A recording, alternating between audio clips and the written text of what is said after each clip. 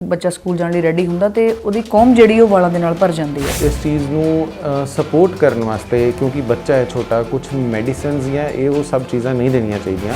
ਉਹਦਾ ਬਹੁਤ ਜ਼ਿਆਦਾ ਪ੍ਰੋਟੀਨ ਲੈਂਦੇ ਆ, ਫਿਰ ਕੀ ਰੀਜ਼ਨ ਹੈ ਕਿ ਉਹਨਾਂ ਦੇ ਵਿੱਚ ਜਿਹੜੇ ਹੇਅਰ ਫਾਲ ਹੇਅਰ ਲਾਸ ਜ਼ਿਆਦਾ ਹੋ ਰਿਹਾ। ਕੁਝ ਇੱਕ ਜੈਨੇਟਿਕ ਮੇਕਅਪ ਬੰਦੇ ਦੇ ਵਿੱਚ ਇਦਾਂ ਹੁੰਦਾ ਹੈ ਕਿ ਉਹਦੇ ਤੇ DHT ਦਾ ਇਫੈਕਟ ਉਹਦੇ ਵਾਲਾਂ ਦੇ ਉੱਤੇ ਜ਼ਿਆਦਾ ਪੈਂਦਾ ਹੈਗਾ। ਤੁਹਾਡੇ ਕੋਲ ਕੋਈ ਪੇਸ਼ੈਂਟ ਆਉਂਦਾ, ਕਿੱਦਾਂ ਦੀਆਂ ਮਿਸਕਨਸੈਪਸ਼ਨਸ, ਕਿੱਦਾਂ ਦੇ ਵਹਿਮ ਭਰਮ ਬਾਹਰੋਂ ਸੁਣ ਕੇ ਆਉਂਦਾ, ਕਿੱਦਾਂ ਦੇ ਕੁਐਸਚਨਸ।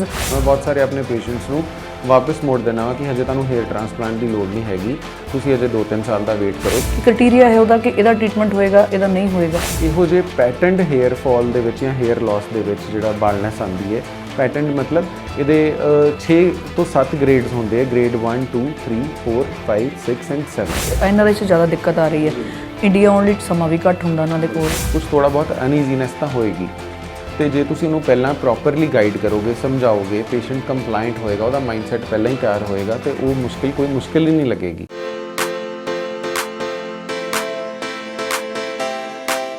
ਜਦੋਂ ਅਸੀਂ ਕਿਸੇ ਦੇ ਚਿਹਰੇ ਨੂੰ ਦੇਖਦੇ ਹਾਂ, ਸਭ ਤੋਂ ਪਹਿਲਾਂ ਧਿਆਨ ਸਾਡਾ ਉਹਦੇ ਵਾਲਾਂ ਤੇ ਵੀ ਜਾਂਦਾ ਹੈ। ਵੱਖ-ਵੱਖ ਤਰ੍ਹਾਂ ਦੇ ਹੇਅਰ ਸਟਾਈਲ ਸਾਨੂੰ ਬਹੁਤ ਆਕਰਸ਼ਿਤ ਕਰਦੇ ਆ। ਬਹੁਤ ਚੰਗਾ ਲੱਗਦਾ ਦੇਖ ਕੇ ਕਿ ਇਹਨੇ ਅਲੱਗ-ਅਲੱਗ ਤਰੀਕੇ ਦੇ ਨਾਲ ਆਪਣੇ ਵਾਲ ਵਾਏ ਹੋਏ ਆ। ਜਦੋਂ ਗੱਲ ਮੇਲ ਦੀ ਕਰਦੇ ਆ, ਫੀਮੇਲ ਦੀ ਕਰਦੇ ਆ, ਤਾਂ ਇੱਕ ਵਾਰੀ ਸਾਨੂੰ ਇਦਾਂ ਲੱਗਦਾ ਕਿ ਜੇ ਸਾਡੀ ਸ਼ਖਸੀਅਤ ਦਾ ਇਹ ਹਿੱਸਾ ਨਾ ਹੁੰਦੇ ਤਾਂ ਸਾਨੂੰ ਕਿੱਦਾਂ ਦਾ ਲੱਗਦਾ। ਇਸ ਕਰਕੇ ਜਦੋਂ ਵੀ ਅਸੀਂ ਆਪਣੇ ਵਾਲਾਂ ਦੀ ਸੰਭਾਲ ਦੀ ਗੱਲ ਕਰਦੇ ਆ, ਵਾਲਾਂ ਨੂੰ ਸਾਂਭਣ ਦੀ ਗੱਲ ਕਰਦੇ ਆ, ਤਾਂ ਸਾਨੂੰ ਇਹ ਚੀਜ਼ ਬਾਖੂਬੀ ਧਿਆਨ ਦੇ ਵਿੱਚ ਰਹਿੰਦੀ ਹੈ ਕਿ ਮੈਂ ਵਧੀਆ ਤੋਂ ਵਧੀਆ ਪ੍ਰੋਡਕਟ ਨੂੰ ਯੂਜ਼ ਕਰਾਂ, ਵਧੀਆ ਤੋਂ ਵਧੀਆ ਥਾਂ ਤੋਂ ਮੈਂ ਹੇਅਰ ਕੱਟ ਕਰਵਾਵਾਂ। ਜੇ ਮੈਂ ਹੇਅਰ ਕਲਰ ਵੀ ਕਰਵਾਉਣੇ ਤਾਂ ਉਹ ਵੀ ਮੈਨੂੰ ਕੁਆਲਿਟੀ ਦੇ ਹੋਣੇ ਚਾਹੀਦੇ ਆ। ਪਰ ਉਹਦੇ ਬਾਵਜੂਦ ਹੇਅਰ ਫਾਲ ਵੱਧ ਰਿਹਾ, ਉਹਦੇ ਬਾਵਜੂਦ ਗੰਜਾਪਣ ਜਿਹਨੂੰ ਅਸੀਂ ਕਹਿ ਦਿੰਦੇ ਆ ਕਿ ਸਾਡੇ ਵਾਲ ਸਿਰ ਦੇ ਉੱਡ ਗਏ, ਕਈ ਵਾਰੀ ਪੂਰੇ, ਕਈ ਵਾਰੀ ਅੱਧੇ। ਇਹ ਚੀਜ਼ਾਂ ਸਮੱਸਿਆਵਾਂ ਸਾਡੇ ਸਾਹਮਣੇ ਆਉਣੀਆਂ ਸ਼ੁਰੂ ਹੋ ਗਈਆਂ। ਕਿਉਂ ਆ ਰਹੀਆਂ ਨੇ ਸਮੱਸਿਆਵਾਂ, ਕੀ ਹੱਲ ਹੈ ਇਹਦਾ? ਕਿਉਂਕਿ ਜਦੋਂ ਅਸੀਂ ਅੱਜ ਦੀ ਗੱਲ ਕਰਦੇ ਹਾਂ, ਵਿਗਿਆਨ ਦਾ ਯੁੱਗ ਆ ਗਿਆ, ਸਾਇੰਸ ਦਾ ਯੁੱਗ ਆ ਗਿਆ, ਤੇ ਉਹਦੇ ਨਾਲ ਨਵੀਆਂ ਜਿਹੜੀਆਂ ਸਾਡੇ ਕੋਲ ਟਰੀਟਮੈਂਟਸ ਨੇ ਉਹ ਆ ਗਈਆਂ। ਜਿਵੇਂ ਕਿ ਹੇਅਰ ਟ੍ਰਾਂਸਪਲਾਂਟ ਦੀ ਗੱਲ ਕਰਦੇ ਹਾਂ। ਸੋ ਹੇਅਰ ਟ੍ਰਾਂਸਪਲਾਂਟ ਕਿੰਨਾ ਸੇਫ ਹੈ, ਕਿਵੇਂ ਦਾ ਹੋਣਾ ਚਾਹੀਦਾ, ਕੀ ਪ੍ਰੋਸੈਸ ਹੈ ਉਹਦਾ, ਕੀ ਉਹਦੇ ਨਾਲ ਜੁੜੇ ਹੋਏ ਵਹਿਮ ਭਰਮ ਨੇ ਜਿਨ੍ਹਾਂ ਨੂੰ ਦੂਰ ਪਹਿਲਾਂ ਕਰਨਾ ਸਾਡਾ ਜ਼ਰੂਰੀ ਹੈ, ਤੇ ਕੀ ਸਹੀ ਤਰੀਕਾ ਇਹਨੂੰ ਕਰਨ ਦਾ, ਉਹਦੇ ਬਾਰੇ ਗੱਲਬਾਤ ਹੈਲਥ ਨਾਲ ਜੁੜੇ ਇਸ ਪੋਡਕਾਸਟ ਦੇ ਵਿੱਚ ਕਰਾਂਗੇ। ਤੇ ਇਸ ਹੈਲਥ ਨਾਲ ਜੁੜੇ ਪੋਡਕਾਸਟ ਦੇ ਵਿੱਚ ਅੱਜ ਵਿਸ਼ੇਸ਼ ਤੌਰ ਤੇ golden Aesthetics Amritsar doctor ਹਰਕਿਰਨਦੀਪ Singh ਸਾਡੇ ਨਾਲ ਨੇ। ਤੇ ਮੈਨੂੰ ਦੱਸਦਿਆਂ ਬੜੀ ਖੁਸ਼ੀ ਹੋ ਰਹੀ ਹੈ ਕਿ ਜਿੱਥੇ ਇਹਨਾਂ ਦਾ ਨਾਮ ਇੰਡੀਆ ਦੇ ਟੌਪ ਹੇਅਰ ਟ੍ਰਾਂਸਪਲਾਂਟ ਸਰਜਨ ਤੋਂ ਆਉਂਦਾ, ਤੇ ਉੱਥੇ ਮਾਣ ਵਾਲੀ ਗੱਲ ਇਹ ਹੈ ਕਿ ਉਹ ਜ਼ਿਲ੍ਹਾ ਅੰਮ੍ਰਿਤਸਰ ਪੰਜਾਬ ਦੇ ਨਾਲ ਸੰਬੰਧ ਰੱਖਦੇ ਨੇ। ਤੇ ਇੱਕ ਮਾਣਮੱਤੀ ਗੱਲ ਇਹ ਕਿ ਇਹ ਟੌਪ ਸਰਜਨ ਨੇ ਫੋਰਟਿਸ ਦੇ ਵਿੱਚ ਵੀ। ਡਾਕਟਰ ਸਾਹਿਬ ਬਹੁਤ-ਬਹੁਤ ਸਵਾਗਤ ਕਰਦੇ ਹਾਂ ਜੀ। ਜੀ ਥੈਂਕ ਯੂ ਸੋ ਮਚ। ਜਦੋਂ ਵਾਲਾਂ ਦੀ ਗੱਲ ਆਉਂਦੀ ਹੈ ਤੇ ਹੇਅਰ ਟ੍ਰਾਂਸਪਲਾਂਟ ਸਰਜਨ ਦੀ ਗੱਲ ਆਉਂਦੀ ਹੈ ਤੇ ਚੀਜ਼ਾਂ ਜੁੜ ਜਾਂਦੀਆਂ, ਖੁਸ਼ੀ ਹੁੰਦੀ ਹੈ ਮਹਿਸੂਸ ਕਰਕੇ ਕਿ ਮੇਰੇ ਕੋਲ ਮੇਰੀ ਸਮੱਸਿਆ ਦਾ ਹੱਲ ਹੈਗਾ। ਪਰ ਸਭ ਤੋਂ ਪਹਿਲਾਂ ਉਹ ਸਮੱਸਿਆ ਆਈ ਕਿਉਂ ਸਾਨੂੰ? ਰੀਜ਼ਨ ਕੀ ਹੈ ਕਿ ਜਿਹੜੀ ਹੇਅਰ ਫਾਲ ਇੰਨੀ ਤੇਜ਼ੀ ਦੇ ਨਾਲ ਹਰ ਵਰਗ ਦੇ ਵਿੱਚ ਹੋ ਰਹੀ ਹੈ? ਜੀ ਹੇਅਰ ਟ੍ਰਾਂਸਪਲਾਂਟ ਅੱਜ ਕੱਲ੍ਹ ਬਹੁਤ ਹੀ ਰਾਈਜ਼ਿੰਗ ਕੰਪਲੇਂਟ ਹੈ। ਤੇ ਮੈਂ ਇੱਕ ਗੱਲ ਦੱਸਣਾ ਚਾਹਾਂਗਾ ਕਿ ਵਰਲਡ ਓਵਰ ਜਿੰਨੀਆਂ ਵੀ ਪਲਾਸਟਿਕ ਸਰਜਰੀਜ਼, ਕਾਸਮੈਟਿਕ ਸਰਜਰੀਜ਼ ਹੁੰਦੀਆਂ, ਉਹਦੇ 'ਚੋਂ ਹੇਅਰ ਟ੍ਰਾਂਸਪਲਾਂਟ ਦਾ ਨੰਬਰ ਸਭ ਤੋਂ ਅੱਗੇ ਹੈਗਾ। ਕਿ ਲਾਈਕ ਜੇ ਮੰਨ ਲਓ 10 ਤਰ੍ਹਾਂ ਦੀ ਕਾਸਮੈਟਿਕ ਸਰਜਰੀਜ਼ ਹੁੰਦੀਆਂ ਤਾਂ ਉਹਦੇ 'ਚੋਂ ਇਕੱਲਾ ਹੇਅਰ ਟ੍ਰਾਂਸਪਲਾਂਟ ਹੀ ਅਜਿਹੀ ਇੱਕ ਪਲਾਸਟਿਕ ਜਾਂ ਕਾਸਮੈਟਿਕ ਸਰਜਰੀ ਜਿਹੜੀ ਕਿ 40 ਤੋਂ 50% ਕੰਪਰਾਈਜ਼ ਕਰਦੀ ਹੈਗੀ ਹੈ ਫਰਮ ਟੋਟਲ ਕਾਸਮੈਟਿਕ ਸਰਜਰੀਜ਼। ਸੋ ਇਹ ਕਿਉਂ, ਕਦੋਂ ਹੋਣੀ ਸ਼ੁਰੂ ਹੋਈ, ਕਦੋਂ ਤੋਂ ਇਹਦਾ ਹੇਅਰ ਟ੍ਰਾਂਸਪਲਾਂਟ ਹੋਣਾ ਸ਼ੁਰੂ ਹੋਇਆ, ਉਹਦੇ ਬਾਰੇ ਮੈਂ ਤੁਹਾਨੂੰ ਦੱਸਦਾ ਕਿ ਲਾਈਕ ਇਹ ਜਾਪਾਨ ਤੋਂ ਸ਼ੁਰੂ ਹੋਇਆ। ਫਿਰ ਉਸ ਤੋਂ ਬਾਅਦ ਕੁਝ ਜਰਮਨੀ ਦੇ ਸਰਜਨ ਸੀ, ਉਹਨਾਂ ਨੇ ਵੀ ਇਹਦੇ 'ਤੇ ਕੰਮ ਕੀਤਾ। ਅਲਟੀਮੇਟਲੀ ਇਹ ਹੁੰਦਿਆਂ ਜਾਪਾਨ ਤੋਂ ਫਿਰ ਕੀ ਕਹਿੰਦੇ ਇੰਡੀਆ ਤੱਕ ਵੀ ਇਹ ਪਹੁੰਚੀ। ਤੇ ਇਹਦੇ 'ਚ ਟਾਈਮ ਟੂ ਟਾਈਮ ਰਿਫਾਈਨਮੈਂਟ ਹੁੰਦੀ ਰਹੀ ਇਸ ਸਰਜਰੀ ਦੇ ਵਿੱਚ। ਤੇ ਕਾਰਨ ਕੀ ਹੈ ਹੇਅਰ ਫਾਲ ਜਾਂ ਬਾਲਡਨੈਸ ਦਾ? ਕਿ ਜਿਵੇਂ ਇਹਨੂੰ ਦੋ ਪਹਿਲਾਂ ਤਾਂ ਮੇਲ ਤੇ ਫੀਮੇਲਸ ਵਿੱਚ ਵੰਡਿਆ ਜਾ ਸਕਦਾ ਹੈ ਕਿ male hair loss and female hair loss. ਆਪਾਂ ਮੇਲਸ ਨੂੰ ਡਿਸਕਸ ਕਰਦੇ ਹਾਂ ਕਿ ਮੇਲਸ ਵਿੱਚ ਇਹ ਕਿਉਂ ਹੁੰਦਾ ਹੈਗਾ ਆ। ਕਿ ਜਿਵੇਂ ਤੇ ਹੈਰੀਡਿਟਰੀ ਹੋਇਆ, ਤੁਸੀਂ ਦੇਖਿਆ ਕਿ ਦਾਦਿਆਂ, ਚਾਚਿਆਂ, ਤਾਇਆਂ 'ਚ ਵੀ ਚੱਲ ਰਿਹਾ ਹੈਗਾ, ਤੇ ਉਹ ਸੇਮ ਬੱਚੇ ਨੂੰ ਵੀ ਕੀ ਕਹਿੰਦੇ ਇੱਦਾਂ ਦੀ ਦਿੱਕਤ ਆ ਰਹੀ ਹੈ। ਯੂਥ ਜਿਹੜਾ ਮੇਰੇ ਕੋਲ ਆਉਂਦਾ ਉਹੀ ਦੱਸਦਾ ਹੈ ਕਿ ਮੇਰੇ ਤਾਇਆ ਜੀ ਬਣਾਉਂਦੇ ਵੀ ਇੱਦਾਂ ਹੀ ਪ੍ਰੋਬਲਮ ਸੀ, ਮੇਰੇ ਫਾਦਰ ਦੇ ਵੀ ਝੜ ਗਏ ਸੀ, ਬਟ ਉਹਨਾਂ ਦੇ ਥੋੜ੍ਹਾ ਲੇਟ ਏਜ ਵਿੱਚ ਜਾ ਕੇ ਝੜੇ ਸੀ, ਜਦੋਂ ਉਹ 45-50 ਦੇ ਲਾਗੇ ਜਾ ਗਏ ਸੀ। ਮੇਰਾ ਹੁਣ 25-30 'ਚ ਹੇਅਰ ਫਾਲ ਹੋ ਗਿਆ। ਸੋ ਇੱਕ ਤਾਂ ਇਹ ਇੱਕ ਵਰਗ ਹੈਗਾ ਜਿਹੜਾ ਹੇਅਰ ਲਾਸ ਵਾਸਤੇ ਮਤਲਬ ਬਹੁਤ ਹੀ ਜ਼ਿਆਦਾ ਇਹਦੀ ਕੀ ਕਹਿੰਦੇ ਆ ਮਤਲਬ ਨੰਬਰ ਜ਼ਿਆਦਾ ਹੈ, ਰੇਸ਼ੀਓ ਜ਼ਿਆਦਾ ਜੀ। ਸੋ ਫੀਮੇਲਸ ਦੇ ਵਿੱਚ ਵੀ ਕੁਛ ਇੱਕ ਕਾਰਨ ਹੈਗੇ ਆ, ਜਿਵੇਂ ਪੋਸਟਪਾਰਟਮ ਹੇਅਰ ਲਾਸ ਵੀ, ਪੋਸਟ ਪ੍ਰੈਗਨੈਂਸੀ ਹੇਅਰ ਲਾਸ। ਇਹ ਸਾਰੀ ਹਾਰਮੋਨਸ ਦੀ ਵਜ੍ਹਾ ਦੇ ਨਾਲ ਹੁੰਦਾ ਹੈ ਕਿ ਹਾਰਮੋਨਸ ਜਿਹੜੇ ਹੈਗੇ ਆ ਜਦੋਂ ਇੱਕ ਲੇਡੀ ਪ੍ਰੈਗਨੈਂਟ ਹੁੰਦੀ ਹੈ ਉਦੋਂ ਹਾਰਮੋਨਸ ਦੇ ਲੈਵਲ ਕੁਝ ਹੋਰ ਹੁੰਦੇ ਆ ਤੇ ਜਦੋਂ ਬੱਚਾ ਡਿਲੀਵਰ ਹੋ ਜਾਂਦਾ ਤੇ ਉਸ ਵੇਲੇ ਹਾਰਮੋਨਸ ਹੌਲੀ ਹੌਲੀ ਬਾਡੀ 'ਚੋਂ ਖਤਮ ਹੋਣੇ ਸ਼ੁਰੂ ਹੋ ਜਾਂਦੇ ਆ। ਤੁਸੀਂ ਦੇਖਿਆ ਹੋਏਗਾ ਕਿ ਜਦੋਂ ਇੱਕ ਲੇਡੀ ਪ੍ਰੈਗਨੈਂਟ ਹੁੰਦੀ ਉਹਦੇ ਚਿਹਰੇ ਤੇ ਇੱਕ ਗਲੋ ਹੁੰਦਾ ਆ, ਇੱਕ ਉਹ ਜ਼ਿਆਦਾ ਮਤਲਬ ਇੱਕ ਬਿਊਟੀਫੁਲ ਲੱਗਦਾ ਉਹਦਾ ਫੇਸ। ਉਹਦਾ ਰੀਜ਼ਨ ਹੀ ਇਹ ਹੈ ਕਿ ਜੋ ਸਾਡੀ ਬਾਡੀ 'ਚ ਹਾਰਮੋਨਸ ਹੈ ਉਸ ਵਜ੍ਹਾ ਦੇ ਨਾਲ ਉਹ ਕਾਫੀ ਮਤਲਬ ਉਹਨਾਂ ਦੇ ਸਾਰੀ ਬਾਡੀ ਨਰਿਸ਼ਡ ਰਹਿੰਦੀ ਹੈਗੀ ਹੈ। ਬਟ ਪੋਸਟ ਡਿਲੀਵਰੀ ਉਹਨਾਂ ਦੇ ਹਾਰਮੋਨ ਦੇ ਲੈਵਲਸ ਡਾਊਨ ਜਾਣ ਦੀ ਵਜ੍ਹਾ ਦੇ ਨਾਲ ਉਹਨਾਂ ਦੇ ਹੇਅਰ ਤੇ ਵੀ ਇਫੈਕਟ ਪੈਂਦਾ ਹੈਗਾ। ਸੋ ਇਸ ਚੀਜ਼ ਨੂੰ ਪੋਸਟਮਾਰਟਮ ਹੇਅਰ ਲਾਸ ਕਿਹਾ ਜਾਂਦਾ ਹੈ, ਜੋ ਕਿ ਜਿਸ ਚੀਜ਼ ਦਾ ਕਿ ਇਲਾਜ ਹੁੰਦਾ ਹੈ, ਇਲਾਜ ਹੋ ਸਕਦਾ ਹੈ, ਥੋੜਾ ਟਾਈਮ ਕੰਜ਼ਿਊਮਿੰਗ ਹੁੰਦਾ ਹੈ, ਥੋੜੇ ਕੁਝ ਸਾਲ ਲੱਗ ਜਾਂਦੇ ਆ, ਬਟ ਇਵੈਂਚੁਅਲੀ ਜਿਹੜੀ ਲੇਡੀ ਹੈ ਉਹ ਵਾਪਸ ਰਿਕਵਰ ਕਰ ਲੈਂਦੀ ਹੈ ਆਪਣੇ ਕੀ ਕਹਿੰਦੇ ਲੋਸਟ ਹੇਅਰ ਨੂੰ। ਜੀ, ਫੀਮੇਲਸ ਦੀ ਤੁਸੀਂ ਗੱਲ ਕੀਤੀ, ਇੱਕ ਚੀਜ਼ ਹੋਰ ਕਿ ਥਾਇਰਾਇਡ ਅੱਜ ਕੱਲ੍ਹ ਉਹ ਵੀ ਬੜਾ ਨਾਰਮਲ ਹੋ ਗਿਆ। ਥਾਇਰਾਇਡ ਵੀ ਇਹਦੇ ਨਾਲ, ਸ਼ੂਗਰ, BP ਉਹ ਵੀ ਜੁੜਿਆ ਹੋਇਆ ਇਹਦੇ ਨਾਲ। ਜੀ, ਥਾਇਰਾਇਡ ਦੇ ਨਾਲ ਵੀ ਇਹ ਚੀਜ਼ ਬਹੁਤ ਹੀ ਕਾਮਨਲੀ ਐਸੋਸੀਏਟਿਡ ਹੈ। ਸੋ ਇਸੇ ਕਰਕੇ ਜਦੋਂ ਵੀ ਕੋਈ ਫੀਮੇਲ ਹੇਅਰ ਲਾਸ ਲੈ ਕੇ ਆਂਦੀ ਹੈਗੀ ਹੈ ਤੇ ਉਹਦੇ ਆਪਾਂ ਕੁਛ ਇੱਕ ਇਨਵੈਸਟੀਗੇਸ਼ਨਸ ਕਰੀਦੇ ਹੈ। Anaemia is one of the major cause, ਵੀ ਅਨੀਮੀਆ ਦੇ ਕਰਕੇ ਵੀ ਇਹ ਹੇਅਰ ਲਾਸ ਹੋ ਜਾਂਦਾ ਹੈ, ਪਲੱਸ ਥਾਇਰਾਇਡ ਕਰਕੇ ਵੀ ਹੇਅਰ ਲਾਸ ਹੁੰਦਾ ਹੈ। ਸੋ ਜਦੋਂ ਵੀ ਕੋਈ ਫੀਮੇਲ ਆਂਦੀ ਹੈ ਉਹਨਾਂ ਦੇ ਇਹ ਸਭ ਇਨਵੈਸਟੀਗੇਸ਼ਨਸ, ਬਲੱਡ ਇਨਵੈਸਟੀਗੇਸ਼ਨਸ ਕਰਾਏ ਜਾਂਦੇ ਆ ਸੋ ਦੈਟ ਆਪਾਂ ਉਹਦੇ ਰੂਟ ਕਾਜ਼ ਤੱਕ ਪਹੁੰਚ ਸਕੀਏ ਤੇ ਫਿਰ ਐਜ਼ ਪਰ ਦਾ ਜੋ ਉਹਨਾਂ ਦੀ ਪ੍ਰੋਬਲਮ ਹੈ ਉਹਦੇ ਅਕੋਰਡਿੰਗਲੀ ਆਪਾਂ ਉਹਨਾਂ ਦਾ ਟ੍ਰੀਟਮੈਂਟ ਸ਼ੁਰੂ ਕਰ ਸਕੀਏ। ਡਾਕਟਰ ਸਾਹਿਬ, ਬੱਚਿਆਂ ਦੇ ਵਿੱਚ ਵੀ ਦਿੱਕਤ ਆਉਣੀ ਸ਼ੁਰੂ ਹੋ ਗਈ ਹੈ। ਇੱਕ ਮੇਰੇ ਸਾਹਮਣੇ ਵੀ ਕੇਸ ਆਇਆ ਕਿ ਮੇਰੇ ਜਾਣ ਪਛਾਣ ਦੇ ਵਿੱਚ ਇੱਕ 13-14 ਸਾਲ ਦਾ ਬੱਚਾ, ਜਿਹਦੀ ਮਦਰ ਦੀ ਅਕਸਰ ਸ਼ਿਕਾਇਤ ਰਹਿੰਦੀ ਹੈ ਕਿ ਜਦੋਂ ਵੀ ਇਹਦੇ ਵਾਲ ਸੀ, ਇਹਨੂੰ ਬੱਚਾ ਸਕੂਲ ਜਾਣ ਲਈ ਰੈਡੀ ਹੁੰਦਾ ਤੇ ਉਹਦੀ ਕੌਮ ਜਿਹੜੀ ਉਹ ਵਾਲਾਂ ਦੇ ਨਾਲ ਭਰ ਜਾਂਦੀ ਹੈ। ਬਿਲਕੁਲ ਸਹੀ ਗੱਲ ਕਰ ਰਹੇ ਹੋ। ਜਿਵੇਂ ਕਿ ਮੈਂ ਤੁਹਾਨੂੰ ਪਹਿਲਾਂ ਕਿਹਾ ਸੀ ਕਿ ਇਹ ਫੀਮੇਲਸ ਦੇ ਵਿੱਚ in particularly it is all because of hormones. ਜਿਹੜੀ 13-14 ਸਾਲ ਦੀ ਉਮਰ ਹੈ ਉਹ ਇੱਕ ਪਿਊਬਰਟੀ ਦੀ ਏਜ ਹੈ, ਜਿਹਦੇ 'ਚ ਕਿ ਇੱਕ ਬੱਚਾ ਵੱਡਾ ਹੋ ਰਿਹਾ ਹੁੰਦਾ ਹੈ, ਗਰੋ ਹੋ ਰਿਹਾ ਹੁੰਦਾ, ਉਹਦੇ 'ਚ ਅਡਲਟ ਫੀਚਰਸ ਆ ਰਹੇ ਹੁੰਦੇ ਆ ਤੇ ਉਹਦੇ ਵਿੱਚ ਹਾਰਮੋਨਲ ਇੰਬੈਲੈਂਸ ਕਾਫੀ ਮਤਲਬ ਉੱਤੇ ਥੱਲੇ ਹਾਰਮੋਨਸ ਹੁੰਦੇ ਆ, ਜਿਸ ਵਜ੍ਹਾ ਦੇ ਨਾਲ ਸਾਡੇ ਹੇਅਰ ਵੀ ਇੰਪੈਕਟ ਹੁੰਦੇ ਆ। ਤੁਸੀਂ ਦੇਖਿਆ ਹੋਏਗਾ ਸੇਮ ਏਜ ਦੇ ਵਿੱਚ ਐਕਨੇ ਦੀ ਪ੍ਰੋਬਲਮ ਬਹੁਤ ਜ਼ਿਆਦਾ ਹੋਣ ਲੱਗ ਪੈਂਦੀ ਹੈਗੀ ਕਿ ਬੱਚਿਆਂ ਦੇ ਫੇਸ ਤੇ ਪਿੰਪਲਸ, ਐਕਨੇ ਬਹੁਤ ਹੋਣ ਲੱਗ ਪੈਂਦੇ ਆ। ਸੋ ਇਹ ਵੀ ਇੱਕ ਗਰੋਇੰਗ ਏਜ ਦੇ ਵਿੱਚ ਇਹ ਬਹੁਤ ਹੀ ਕਾਮਨ ਹੈ। ਹੁਣ ਸਵਾਲ ਉੱਠਦਾ ਹੈ ਕਿ ਇਹਨੂੰ ਟੈਕਲ ਕਿੱਦਾਂ ਕੀਤਾ ਜਾਏ। ਪਹਿਲੀ ਗੱਲ ਤੇ ਇਹ ਹੈ, ਜਿੱਦਾਂ ਚੱਲ ਰਿਹਾ ਚੱਲਣ ਦਿਓ, ਠੀਕ ਹੈ, it will definitely settle down.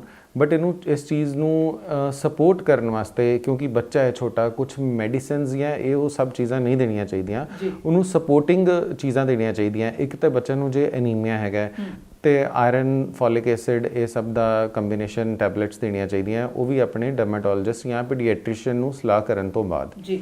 ਇਹਦੇ ਨਾਲ ਹੀ ਤੁਸੀਂ ਬੱਚਿਆਂ ਨੂੰ ਪ੍ਰੋਪਰ ਆਇਲਿੰਗ ਕਰੋ ਜਾਂ ਫਿਰ ਉੱਦਾਂ ਦੇ ਕੋਈ ਸੀਰਮਸ ਯੂਜ਼ ਕਰੋ ਜਿਨ੍ਹਾਂ ਦੇ ਵਿੱਚ ਮਿਨੋਕਸੀਡਿਲ, ਫੈਨੇਸਟਰਾਈਡ, ਡਿਊਟੈਸਟਰਾਈਡ ਇਸ ਤਰ੍ਹਾਂ ਦੇ ਕੰਪੋਨੈਂਟਸ ਨਹੀਂ ਹੈਗੇ।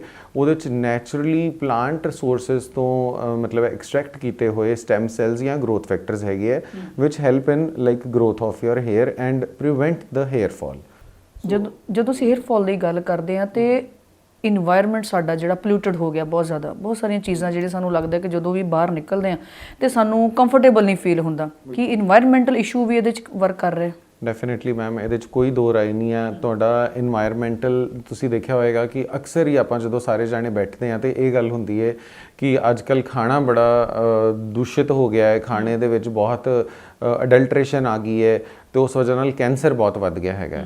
ਸੋ ਇਹ ਉਹਦਾ ਹੀ ਇੱਕ ਤਰ੍ਹਾਂ ਦਾ ਡਰਾਬੈਕ ਹੈਗਾ ਕਿ ਆਪਣਾ ਜਿਹੜਾ ਅਡਲਟਰੇਟਿਡ ਫੂਡ ਹੈ ਉਹਦੇ ਨਾਲ ਕੀ ਕਹਿੰਦੇ ਆ ਵੀ ਇਹ ਸਭ hair fall, hair loss definitely ਹੁੰਦਾ ਹੈ। ਮੇਰੇ ਕੋਲ ਬਹੁਤ ਸਾਰੇ ਇੱਦਾਂ ਦੇ ਵੀ, ਕਿਉਂਕਿ ਅੰਮ੍ਰਿਤਸਰ ਦੇ ਵਿੱਚ ਆਰਮੀ ਕੰਟੋਨਮੈਂਟ ਹੈ ਤੇ ਆਰਮੀ ਦੇ ਕਾਫੀ ਸਾਰੇ ਲੋਕ ਜਿਹੜੇ ਮੇਜਰ, ਕਰਨਲ, ਇਸ ਰੈਂਕ ਦੇ ਉੱਤੇ ਬੰਦੇ ਮੇਰੇ ਕੋਲ ਆਉਂਦੇ, ਉਹ ਦੱਸਦੇ ਆ ਕਿ ਡਾਕਟਰ ਸਾਹਿਬ ਇਸ ਤੋਂ ਪਹਿਲਾਂ ਸਾਡੀ ਪੋਸਟਿੰਗ ਰਾਜਸਥਾਨ ਸੀ, ਫਿਰ ਸਡਨਲੀ ਸਾਡੀ ਪੋਸਟਿੰਗ ਲੇਹ ਲਦਾਖ ਸਾਈਡ ਤੇ ਆ ਗਈ ਤੇ ਐਕਸਟ੍ਰੀਮ ਚੇਂਜ ਆਫ ਇਨਵਾਇਰਨਮੈਂਟ, ਜਿਵੇਂ ਗਰਮੀਆਂ ਸੀ ਅਚਾਨਕ ਹੀ ਸਰਦੀਆਂ। ਸਿਮਿਲਰਲੀ ਮੇਰੇ ਕੋਲ, ਕਿਉਂਕਿ ਜਿੱਦਾਂ ਮੇਰੀ ਅਰਾਊਂਡ 70% ਪਲੱਸ ਜਿਹੜੀ ਮੇਰੀ ਕਲਾਇੰਟੇਜ ਉਹ ਸਭ NRI ਹੈਗੇ ਆ ਤੇ NRIs ਜਿਹੜੇ ਨੇ, NRI ਬ੍ਰਦਰਸ ਜਿਹੜੇ ਆਪਣੇ ਆਉਂਦੇ ਨੇ, ਉਹਨਾਂ ਦਾ ਵੀ ਇੱਦਾਂ ਹੀ ਰਹਿੰਦਾ ਕਿ extreme temperature, extreme working environment, ਕਈ ਘੰਟੇ ਲਗਾਤਾਰ ਉਹਨਾਂ ਨੂੰ ਕੰਮ ਕਰਨਾ ਜਾਂ ਮਤਲਬ ਉਹਨਾਂ ਦੇ ਸਟ੍ਰੈਸ ਬਹੁਤ ਜ਼ਿਆਦਾ ਹੁੰਦਾ ਹੈ। So both the things, environment and stress, definitely ਬਹੁਤ ਫਰਕ ਪਾਉਂਦੀਆਂ ਹੈਗੀਆਂ ਬੰਦੇ ਤੇ। ਤੁਸੀਂ NRIs ਦੀ ਗੱਲ ਕੀਤੀ,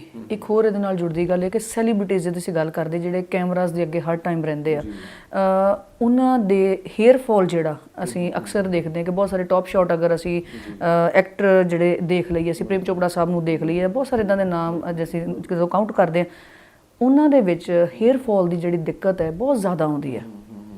every profession has a setback, ਕੁਝ ਡਰਾਬੈਕ ਰਹਿੰਦਾ ਹੈਗਾ। They have to look perfect, ਹਮੇਸ਼ਾ ਸਕਰੀਨ ਟਾਈਮ ਇਹਨਾਂ ਦਾ ਬਹੁਤ ਜ਼ਿਆਦਾ ਮਤਲਬ ਔਨ ਸਕਰੀਨ ਰਹਿਣਾ ਹੁੰਦਾ ਇਹਨਾਂ ਨੂੰ।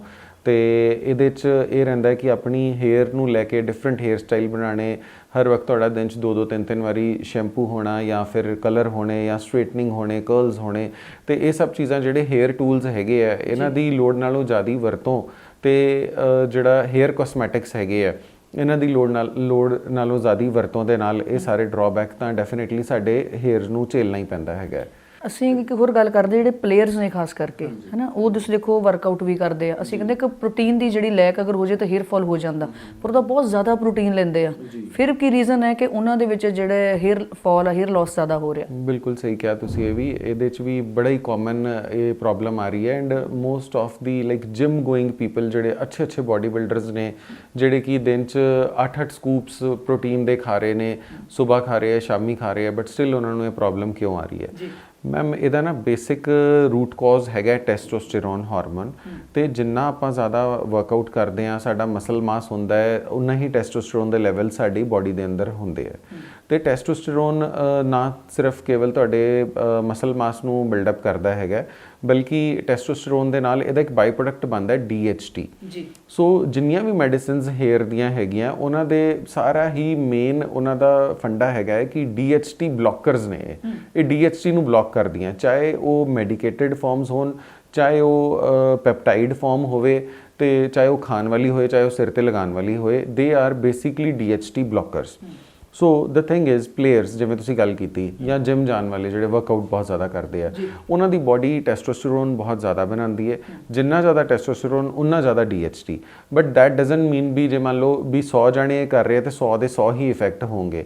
ਉਹਨਾਂ ਚੋਂ 100 ਚੋਂ 60 to 70% ਜਿਹੜੀ ਰੇਸ਼ੀਓ ਹੈ ਉਹ ਇਫੈਕਟ ਹੁੰਦੀ ਹੈ, ਤੇ 30 to 40% ਫਿਰ ਵੀ ਇਸ ਚੀਜ਼ ਤੋਂ ਇਮਿਊਨ ਰਹਿੰਦੇ ਆ। But definitely majority of the people are affected by this. DHT ਤੁਸੀਂ ਗੱਲ ਕੀਤੀ, ਤੇ DHT ਨੂੰ ਫਿਰ ਆਪਾਂ ਬੈਲੈਂਸ ਕਿਵੇਂ ਕਰਨਾ ਹੈ?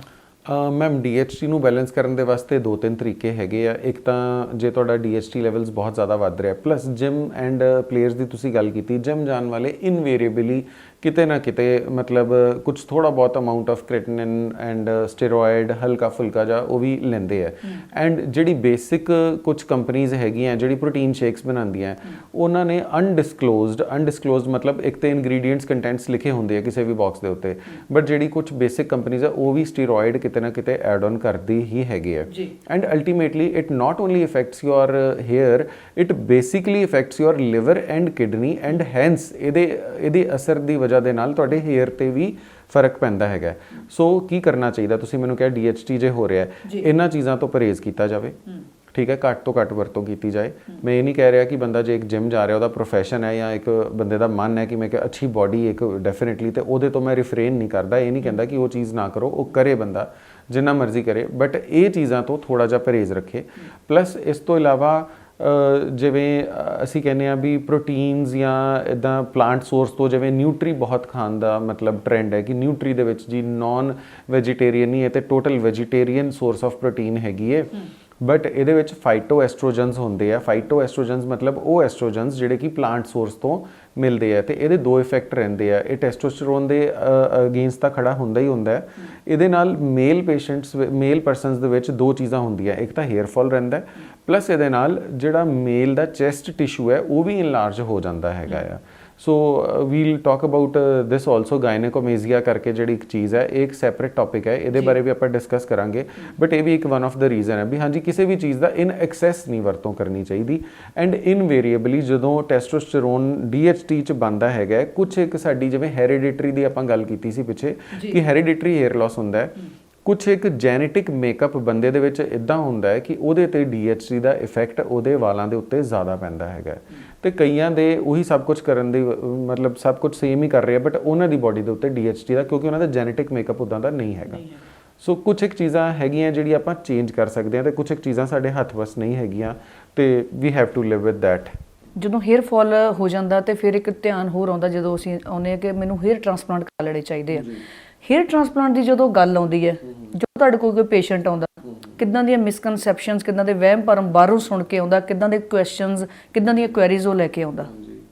ਮੇਰੇ ਕੋਲ ਕਈ ਬੱਚੇ ਆਉਂਦੇ ਆ ਹੇਅਰ ਟ੍ਰਾਂਸਪਲਾਂਟ ਕਰਾਉਣ ਵਾਸਤੇ, ਜਿਵੇਂ 25-30 ਸਾਲ ਦੀ ਏਜ ਗਰੁੱਪ ਦੇ, 20-22 ਸਾਲ ਤੱਕ ਦੇ ਵੀ ਨਾਲ ਮਦਰਸ ਡੈਫੀਨੇਟਲੀ ਕੰਪਨੀ ਕਰ ਰਹੀਆਂ ਹੁੰਦੀਆਂ, ਤੇ ਉਹ ਮਦਰਸ ਬੋਲਦੀਆਂ ਕਿ ਡਾਕਟਰ ਸਾਹਿਬ ਮੈਨੂੰ ਤਾਂ ਬਹੁਤ ਡਰ ਲੱਗ ਰਿਹਾ, ਇਹਦੇ ਬੱਚੇ ਦੇ ਸਿਰ 'ਚ ਸਰਜਰੀ ਕਰਨੀ ਹੈ, ਕੁਝ ਸਿਰ ਤੇ ਕੁਝ ਹੋ ਨਾ ਜਾਏ, ਇਹਨੂੰ ਯਾਦਾਸ਼ਤ ਤਾਂ ਨਹੀਂ ਇਹਦੀ ਭੁੱਲ ਜਾਏਗੀ, ਜਾਂ ਫਿਰ ਇਹਨੂੰ ਅੱਖੋਂ ਦਿਖਣੋਂ ਤੇ ਨਹੀਂ ਹਟ ਜਾਏਗਾ, ਤੇ ਕਿਉਂਕਿ ਸਿਰ ਦੇ ਉੱਤੇ ਕਰਾ ਰਹੇ ਆ, ਕੁਝ ਇਦਾਂ ਤੇ ਨਹੀਂ ਹੋਏਗਾ। So these are the common misconceptions. ਕੁਝ ਕਸ਼ਮੀਰ ਤੋਂ ਵੀ ਜਿਹੜੇ ਮੇਰੇ ਪੇਸ਼ੈਂਟਸ ਆਉਂਦੇ ਹੈਗੇ ਆ, ਸ਼੍ਰੀਨਗਰ ਤੋਂ, ਤੇ ਉਹਨਾਂ ਦਾ ਵੀ ਮੈਂ ਬੜਾ ਕਾਮਨਲੀ ਸੁਣਿਆ, ਕਿਉਂਕਿ ਸ਼੍ਰੀਨਗਰ ਕਸ਼ਮੀਰ ਸਾਈਡ ਦੇ ਵਿੱਚ ਕੀ ਹੁੰਦਾ ਹੈ ਕਿ ਸਨੋਫਾਲ ਬਹੁਤ ਹੁੰਦੀ ਹੈ, ਤੇ ਉਹ ਸਨੋਫਾਲ ਦੀ ਵਜ੍ਹਾ ਦੇ ਨਾਲ ਉਹਨਾਂ ਦੀ ਅੱਖਾਂ ਦੇ ਵਿੱਚ ਜਦੋਂ ਸਨੋ ਪੈਂਦੀ ਹੈ, ਤੇ ਮਤਲਬ ਉਹਦੀ ਰਿਫਲੈਕਸ਼ਨ ਜਦੋਂ ਸਨ ਦੀ ਪੈਂਦੀ ਹੈ, ਤੇ ਰੈਟੀਨਾ ਡੈਮੇਜ ਹੁੰਦਾ ਹੈ। ਸੋ ਉੱਥੋਂ ਦੇ ਲੋਕਾਂ ਦੀ ਆਈਜ਼ ਕਾਫੀ ਹੱਦ ਤੱਕ ਡੈਮੇਜ ਹੁੰਦੀਆਂ, ਤੇ ਉਹਨਾਂ ਦੇ ਮਨ 'ਚ ਇਸ ਚੀਜ਼ ਨੂੰ ਲੈ ਕੇ ਅੱਗੇ ਬੜਾ ਡਰ ਹੁੰਦਾ ਹੈ ਕਿ ਸਾਡੀ ਆਈਜ਼ ਆਲਰੇਡੀ ਡੈਮੇਜ ਹੋ ਸਕਦੀਆਂ ਹੈ, ਤੇ ਹੇਅਰ ਟ੍ਰਾਂਸਪਲਾਂਟ ਨਾਲ ਇੱਦਾਂ ਤੇ ਨਹੀਂ ਹੈ। ਸੋ ਦਿਸ ਪਰਟੀਕੂਲਰ ਕੁਐਰੀ ਇਜ਼ ਮਤਲਬ ਆ ਜਿਹੜੀ ਮਤਲਬ ਇਸ ਤਰ੍ਹਾਂ ਦਾ ਕੁਐਸਚਨ ਹੈ, ਪਰਟੀਕੂਲਰਲੀ ਹਿਲ ਸਟੇਸ਼ਨਸ ਵਾਲੇ ਜਾਂ ਜਿਹੜੇ ਸ਼੍ਰੀਨਗਰ ਸਾਈਡ ਤੇ ਜਾਂ ਜਿੱਥੇ ਸਨੋ ਪੈਂਦੀ ਹੈ, ਉਹ ਵਾਲੇ ਪੇਸ਼ੈਂਟਸ ਬਹੁਤ ਕਾਮਨਲੀ ਪੁੱਛਦੇ ਆ ਮੈਨੂੰ ਇੱਦਾਂ ਦੀ ਚੀਜ਼। ਤੇ but apart from that in general ਲੋਕੀ ਹੀ ਕਹਿੰਦੇ ਆ ਕਿ ਸਾਡਾ ਇਹ ਤਾਂ ਨਹੀਂ ਕਿ ਯਾਦਾਸ਼ਤ ਤਾਂ ਨਹੀਂ ਭੁੱਲ ਜਾਏਗੀ, ਸਾਨੂੰ ਅੱਖੋਂ ਦਿਖਣੋਂ ਹਟ ਜਾਏਗਾ, ਜਾਂ ਕੋਈ ਹੋਰ ਪ੍ਰੋਬਲਮ ਸਕਿਨ ਦੇ ਵਿੱਚ, ਹਾਂਜੀ ਇਹ ਵੀ ਲੋਕੀ ਕਹਿੰਦੇ ਕਿ ਕੈਂਸਰ ਤਾਂ ਨਹੀਂ ਹੋ ਜਾਏਗਾ, ਕਿਉਂਕਿ ਇਹਦੇ 'ਚ ਬੜੀ ਵਾਰੀ ਤੁਸੀਂ ਸੂਈਆਂ ਮਾਰਨੀਆਂ, ਤੇ ਲੋਕਾਂ ਨੇ ਆਮ ਤੌਰ 'ਤੇ ਸੁਣਿਆ ਹੁੰਦਾ ਕਿ ਜਿੰਨੀ ਜ਼ਿਆਦਾ ਆਪਾਂ ਕਿਸੇ ਜਗ੍ਹਾ ਤੇ ਇੰਜਰੀ ਹੋਵੇ ਤੇ ਉਹ ਕੈਂਸਰ 'ਚ ਤਬਦੀਲ ਹੋ ਸਕਦੀ ਹੈ। ਤੇ ਸੋ ਇਹ ਮਿਥਸ ਹੈਗੇ ਆ ਬੇਸਿਕਲੀ। ਏਜ ਦੀ ਆਪਾਂ ਜਦੋਂ ਗੱਲ ਕਰਦੇ ਕਿ ਪਰਟੀਕੂਲਰ ਏਜ ਹੈ ਇਹਦੇ ਟ੍ਰੀਟਮੈਂਟ ਦੀ ਕੋਈ? ਮੈਮ 18 ਸਾਲ ਤੋਂ ਲੈ ਕੇ 65 ਸਾਲ ਤੱਕ ਦੇ ਏਜ ਦਾ ਤੇ ਮੈਂ ਹੇਅਰ ਟ੍ਰਾਂਸਪਲਾਂਟ ਕੀਤਾ ਹੀ ਹੋਇਆ ਹੈ। ਸੋ ਆਈ ਮੀਨ ਲਾਈਕ ਜਿਹੜੀ ਇੱਕ ਮਿਡਲ ਏਜ ਹੈਗੀ ਹੈ, ਜਿਵੇਂ 25 ਤੋਂ ਲੈ ਕੇ 45 55 ਤੱਕ ਵੀ ਤੁਹਾਡੇ ਰਿਜ਼ਲਟਸ ਬਹੁਤ ਹੀ ਅੱਛੇ ਰਹਿੰਦੇ ਆ, ਐਕਸੈਪਸ਼ਨਲੀ ਗੁੱਡ ਰਹਿੰਦੇ ਆ। ਤੇ ਉਸ ਤੋਂ ਪਹਿਲਾਂ ਮੈਂ ਥੋੜੀ ਜੀ ਕੋਸ਼ਿਸ਼ ਕਰਦਾ ਵਾਂ ਕਿ ਵੀ ਹੇਅਰ ਟ੍ਰਾਂਸਪਲਾਂਟ ਹਜੇ ਨਾ ਹੀ ਕੀਤਾ ਜਾਏ, ਇਹਨੂੰ ਥੋੜਾ ਜਿਹਾ ਅੱਗੇ ਮੂਵ ਕੀਤਾ ਜਾਏ। ਮੈਂ ਬਹੁਤ ਸਾਰੇ ਆਪਣੇ ਪੇਸ਼ੈਂਟਸ ਨੂੰ ਵਾਪਸ ਮੋੜ ਦੇਣਾ ਵਾ ਕਿ ਹਜੇ ਤੁਹਾਨੂੰ ਹੇਅਰ ਟ੍ਰਾਂਸਪਲਾਂਟ ਦੀ ਲੋੜ ਨਹੀਂ ਹੈਗੀ, ਤੁਸੀਂ ਹਜੇ 2-3 ਸਾਲ ਦਾ ਵੇਟ ਕਰੋ, ਜਿਹੜੇ ਕਿ 20-21-22 ਸਾਲ ਦੇ ਵਿੱਚ ਹੁੰਦੇ ਆ। ਜੀ ਮੈਂ ਸੌਰੀ ਮੈਂ ਇੱਥੇ ਆਉਣਾ ਚਾਹੁੰਦੀ ਸੀ ਕਿ ਕੀ ਉਹਦਾ ਕੋਈ ਕ੍ਰਾਈਟੇਰੀਆ ਵੀ ਹੈ ਕਿ ਆਪਾਂ ਕਹਿੰਦੇ ਹਾਂ ਕਿ ਹਾਂਜੀ ਇਸ ਤਰ੍ਹਾਂ ਦਾ ਕ੍ਰਾਈਟੇਰੀਆ ਹੈ, ਅਗਰ ਕੋਈ ਪੇਸ਼ੈਂਟ ਆ ਗਿਆ ਆਪਾਂ ਉਹਨਾਂ ਪ੍ਰੀ ਸਿਟਿੰਗ ਇੱਕ ਕਰ ਲਈ, ਦੇਖਿਆ, ਵਾਚਿਆ, ਗੱਲਬਾਤ ਕੀਤੀ, ਕਿ ਕ੍ਰਾਈਟੇਰੀਆ ਹੈ ਉਹਦਾ ਕਿ ਇਹਦਾ ਟ੍ਰੀਟਮੈਂਟ ਹੋਏਗਾ, ਇਹਦਾ ਨਹੀਂ ਹੋਏਗਾ? ਮੈਮ ਸਭ ਤੋਂ ਪਹਿਲਾਂ ਤੇ ਜੋ ਡਿਸਾਈਡਿੰਗ ਫੈਕਟਰ ਹੁੰਦਾ ਹੈ ਉਹ ਹੁੰਦਾ ਤੁਹਾਡਾ ਡੋਨਰ ਏਰੀਆ, ਕਿ ਡੋਨਰ ਏਰੀਆ 'ਚ ਕਿੰਨੇ ਕੁ ਹੇਅਰ ਗ੍ਰਾਫਟਸ ਹੈਗੇ ਆ। ਡੋਨਰ ਏਰੀਆ ਜਿਹੜਾ ਸਾਡਾ ਬੈਕ ਆਫ ਹੈਡ ਹੁੰਦਾ ਹੈ, this is considered as a donor area. ਜੇ ਤੁਹਾਡਾ ਡੋਨਰ ਏਰੀਆ ਹੈਲਦੀ ਹੈ ਤੇ ਫਿਰ irrespective of any age, whether you are 55 or 65, ਤੁਸੀਂ ਬੜੀ ਈਜ਼ੀਲੀ ਮਤਲਬ ਹੇਅਰ ਟ੍ਰਾਂਸਪਲਾਂਟ ਲਈ ਜਾ ਸਕਦੇ ਹੋ। 65 ਤੱਕ ਕਿਉਂ ਕਹਿ ਰਹੇ ਹਾਂ? ਕਿਉਂਕਿ ਆਮ ਤੌਰ ਤੇ ਇਹੀ ਇੱਕ ਏਜ ਹੈ 65 ਤੱਕ ਜਦੋਂ ਮਤਲਬ ਬੰਦੇ ਨੂੰ ਲੱਗਦਾ ਕਿ ਹਾਂ ਮੇਰੇ ਨਿਆਣੇ ਵੱਡੇ ਹੋ ਗਏ ਆ, ਵਿਆਹਣ ਵਾਲੇ ਹੋ ਗਏ ਆ, ਹੁਣ ਨਿਆਣਿਆਂ ਦੇ ਵਿਆਹ ਤੇ ਵੀ ਮੈਂ ਥੋੜਾ ਪ੍ਰੈਜ਼ੈਂਟੇਬਲ ਜਿਹਾ ਲੱਗਾ, ਅੱਛਾ ਲੱਗਾ, ਜਾਂ ਹੁਣ ਮੇਰੀ ਲਾਈਫ ਹੈ, ਮੈਂ ਆਪਣੀ ਜ਼ਿੰਮੇਵਾਰੀਆਂ ਤੋਂ ਵਿਹਲਾ ਹੋ ਗਿਆ ਵਾਂ, ਹੁਣ ਮੈਂ ਕਰਾ ਸਕਦਾ ਵਾਂ। ਤੇ ਇਸ ਕਰਕੇ ਮਤਲਬ ਲੇਟ ਟੂ ਲੇਟ ਇਹ 65 ਹੈ। ਸੋ ਮੈਂ ਤਾਂ ਕਿਹਾ ਵੀ ਡੋਨਰ ਏਰੀਆ ਜਿਹੜਾ ਹੈਗਾ ਉਹ ਇੱਕ ਮੇਨ ਕ੍ਰਾਈਟੇਰੀਆ ਹੈਗਾ ਵੀ for getting a hair transplant done or not. Age wise ਕੀ ਹੈਗਾ, ਜੇ ਮੰਨ ਲਓ ਕੋਈ 18-20 ਸਾਲ ਦਾ ਬੱਚਾ ਹੈ, ਉਹਦਾ ਹਜੇ ਹੇਅਰ ਫਾਲ ਜੇ ਹੋਇਆ ਤੇ ਸਿਰਫ ਅੱਗਿਓਂ ਸਿਰਫ ਥੋੜਾ ਜਿਹਾ ਹੀ ਹਲਕਾ ਜਿਹਾ ਹੀ ਹੇਅਰ ਫਾਲ ਹੋਇਆ। ਜੇ ਮੰਨ ਲਓ ਮੈਂ ਅੱਜ ਦੀ ਤਰੀਕ 'ਚ ਉਹਦਾ ਹੇਅਰ ਟ੍ਰਾਂਸਪਲਾਂਟ ਕਰਦਾ ਵਾਂ ਤੇ ਮੈਨੂੰ ਪਤਾ ਹੈ ਇਹ ਹੈਰੀਡਿਟਰੀ ਹੇਅਰ ਫਾਲ ਹੈ, ਤੇ ਇਸ ਪੈਟਰਨ ਨੇ ਅੱਗੇ ਵੱਧਦੇ ਜਾਣਾ।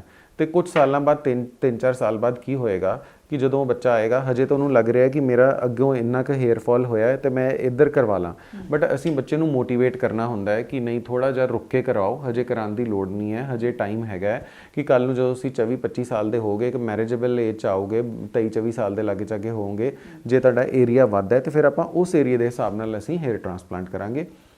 ਤੇ ਇਹੋ ਜਿਹੇ ਪੈਟਰਨਡ ਹੇਅਰ ਫਾਲ ਦੇ ਵਿੱਚ ਜਾਂ ਹੇਅਰ ਲਾਸ ਦੇ ਵਿੱਚ ਜਿਹੜਾ ਬਾਲਨੈਸ ਆਉਂਦੀ ਹੈ, ਪੈਟਰਨਡ ਮਤਲਬ ਇਹਦੇ 6 ਤੋਂ 7 ਗ੍ਰੇਡਸ ਹੁੰਦੇ ਆ, ਗ੍ਰੇਡ 1 2 3 4 5 6 ਐਂਡ 7 ਜੀ। ਤੇ ਇਸ ਗ੍ਰੇਡਸ ਦੀ ਬੇਸ਼ੱਕ ਹੁਣੇ ਤੁਹਾਨੂੰ ਇਮੇਜ ਵੀ ਆਪਾਂ ਦਿਖਾਵਾਂਗੇ ਵੀ ਕਿੱਦਾਂ ਇਹ ਗ੍ਰੇਡਸ ਹੁੰਦੇ ਹੈਗੇ ਆ।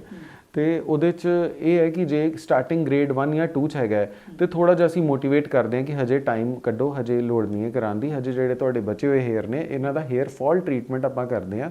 ਜਾਂ ਫਿਰ ਇਹ ਵਾਲ, ਕਿਉਂਕਿ ਉਹਦੇ ਬੱਚੇ ਦੇ ਵਿੱਚ DHT ਬਣਨਾ ਸ਼ੁਰੂ ਹੋ ਗਿਆ, DHT ਨੇ ਉਹਦੇ ਵਾਲ ਡੈਮੇਜ ਕਰਨੇ ਸ਼ੁਰੂ ਕਰਤੇ ਆ, ਤੇ ਆਪਾਂ DHT ਬਲੋਕਰਸ ਦਈਏ ਜਾਂ ਕੁਝ PRP ਥੈਰੇਪੀ ਦਈਏ ਤਾਂ ਕਿ ਉਹ 2-4 ਸਾਲ ਹਜੇ ਕੱਢ ਲੇ, ਤੇ ਫਿਰ ਜਦੋਂ ਇਵੈਂਚੁਅਲੀ ਜਦੋਂ ਦਵਾਈਆਂ ਵੀ ਕੰਮ ਕਰਨੋਂ ਹਟ ਜਾਣ ਜਾਂ ਰੈਜ਼ਿਸਟੈਂਸ ਆਵੇ ਤੇ ਫਿਰ ਉਸ ਵੇਲੇ ਟ੍ਰਾਂਸਪਲਾਂਟ ਕੀਤਾ ਜਾਏ।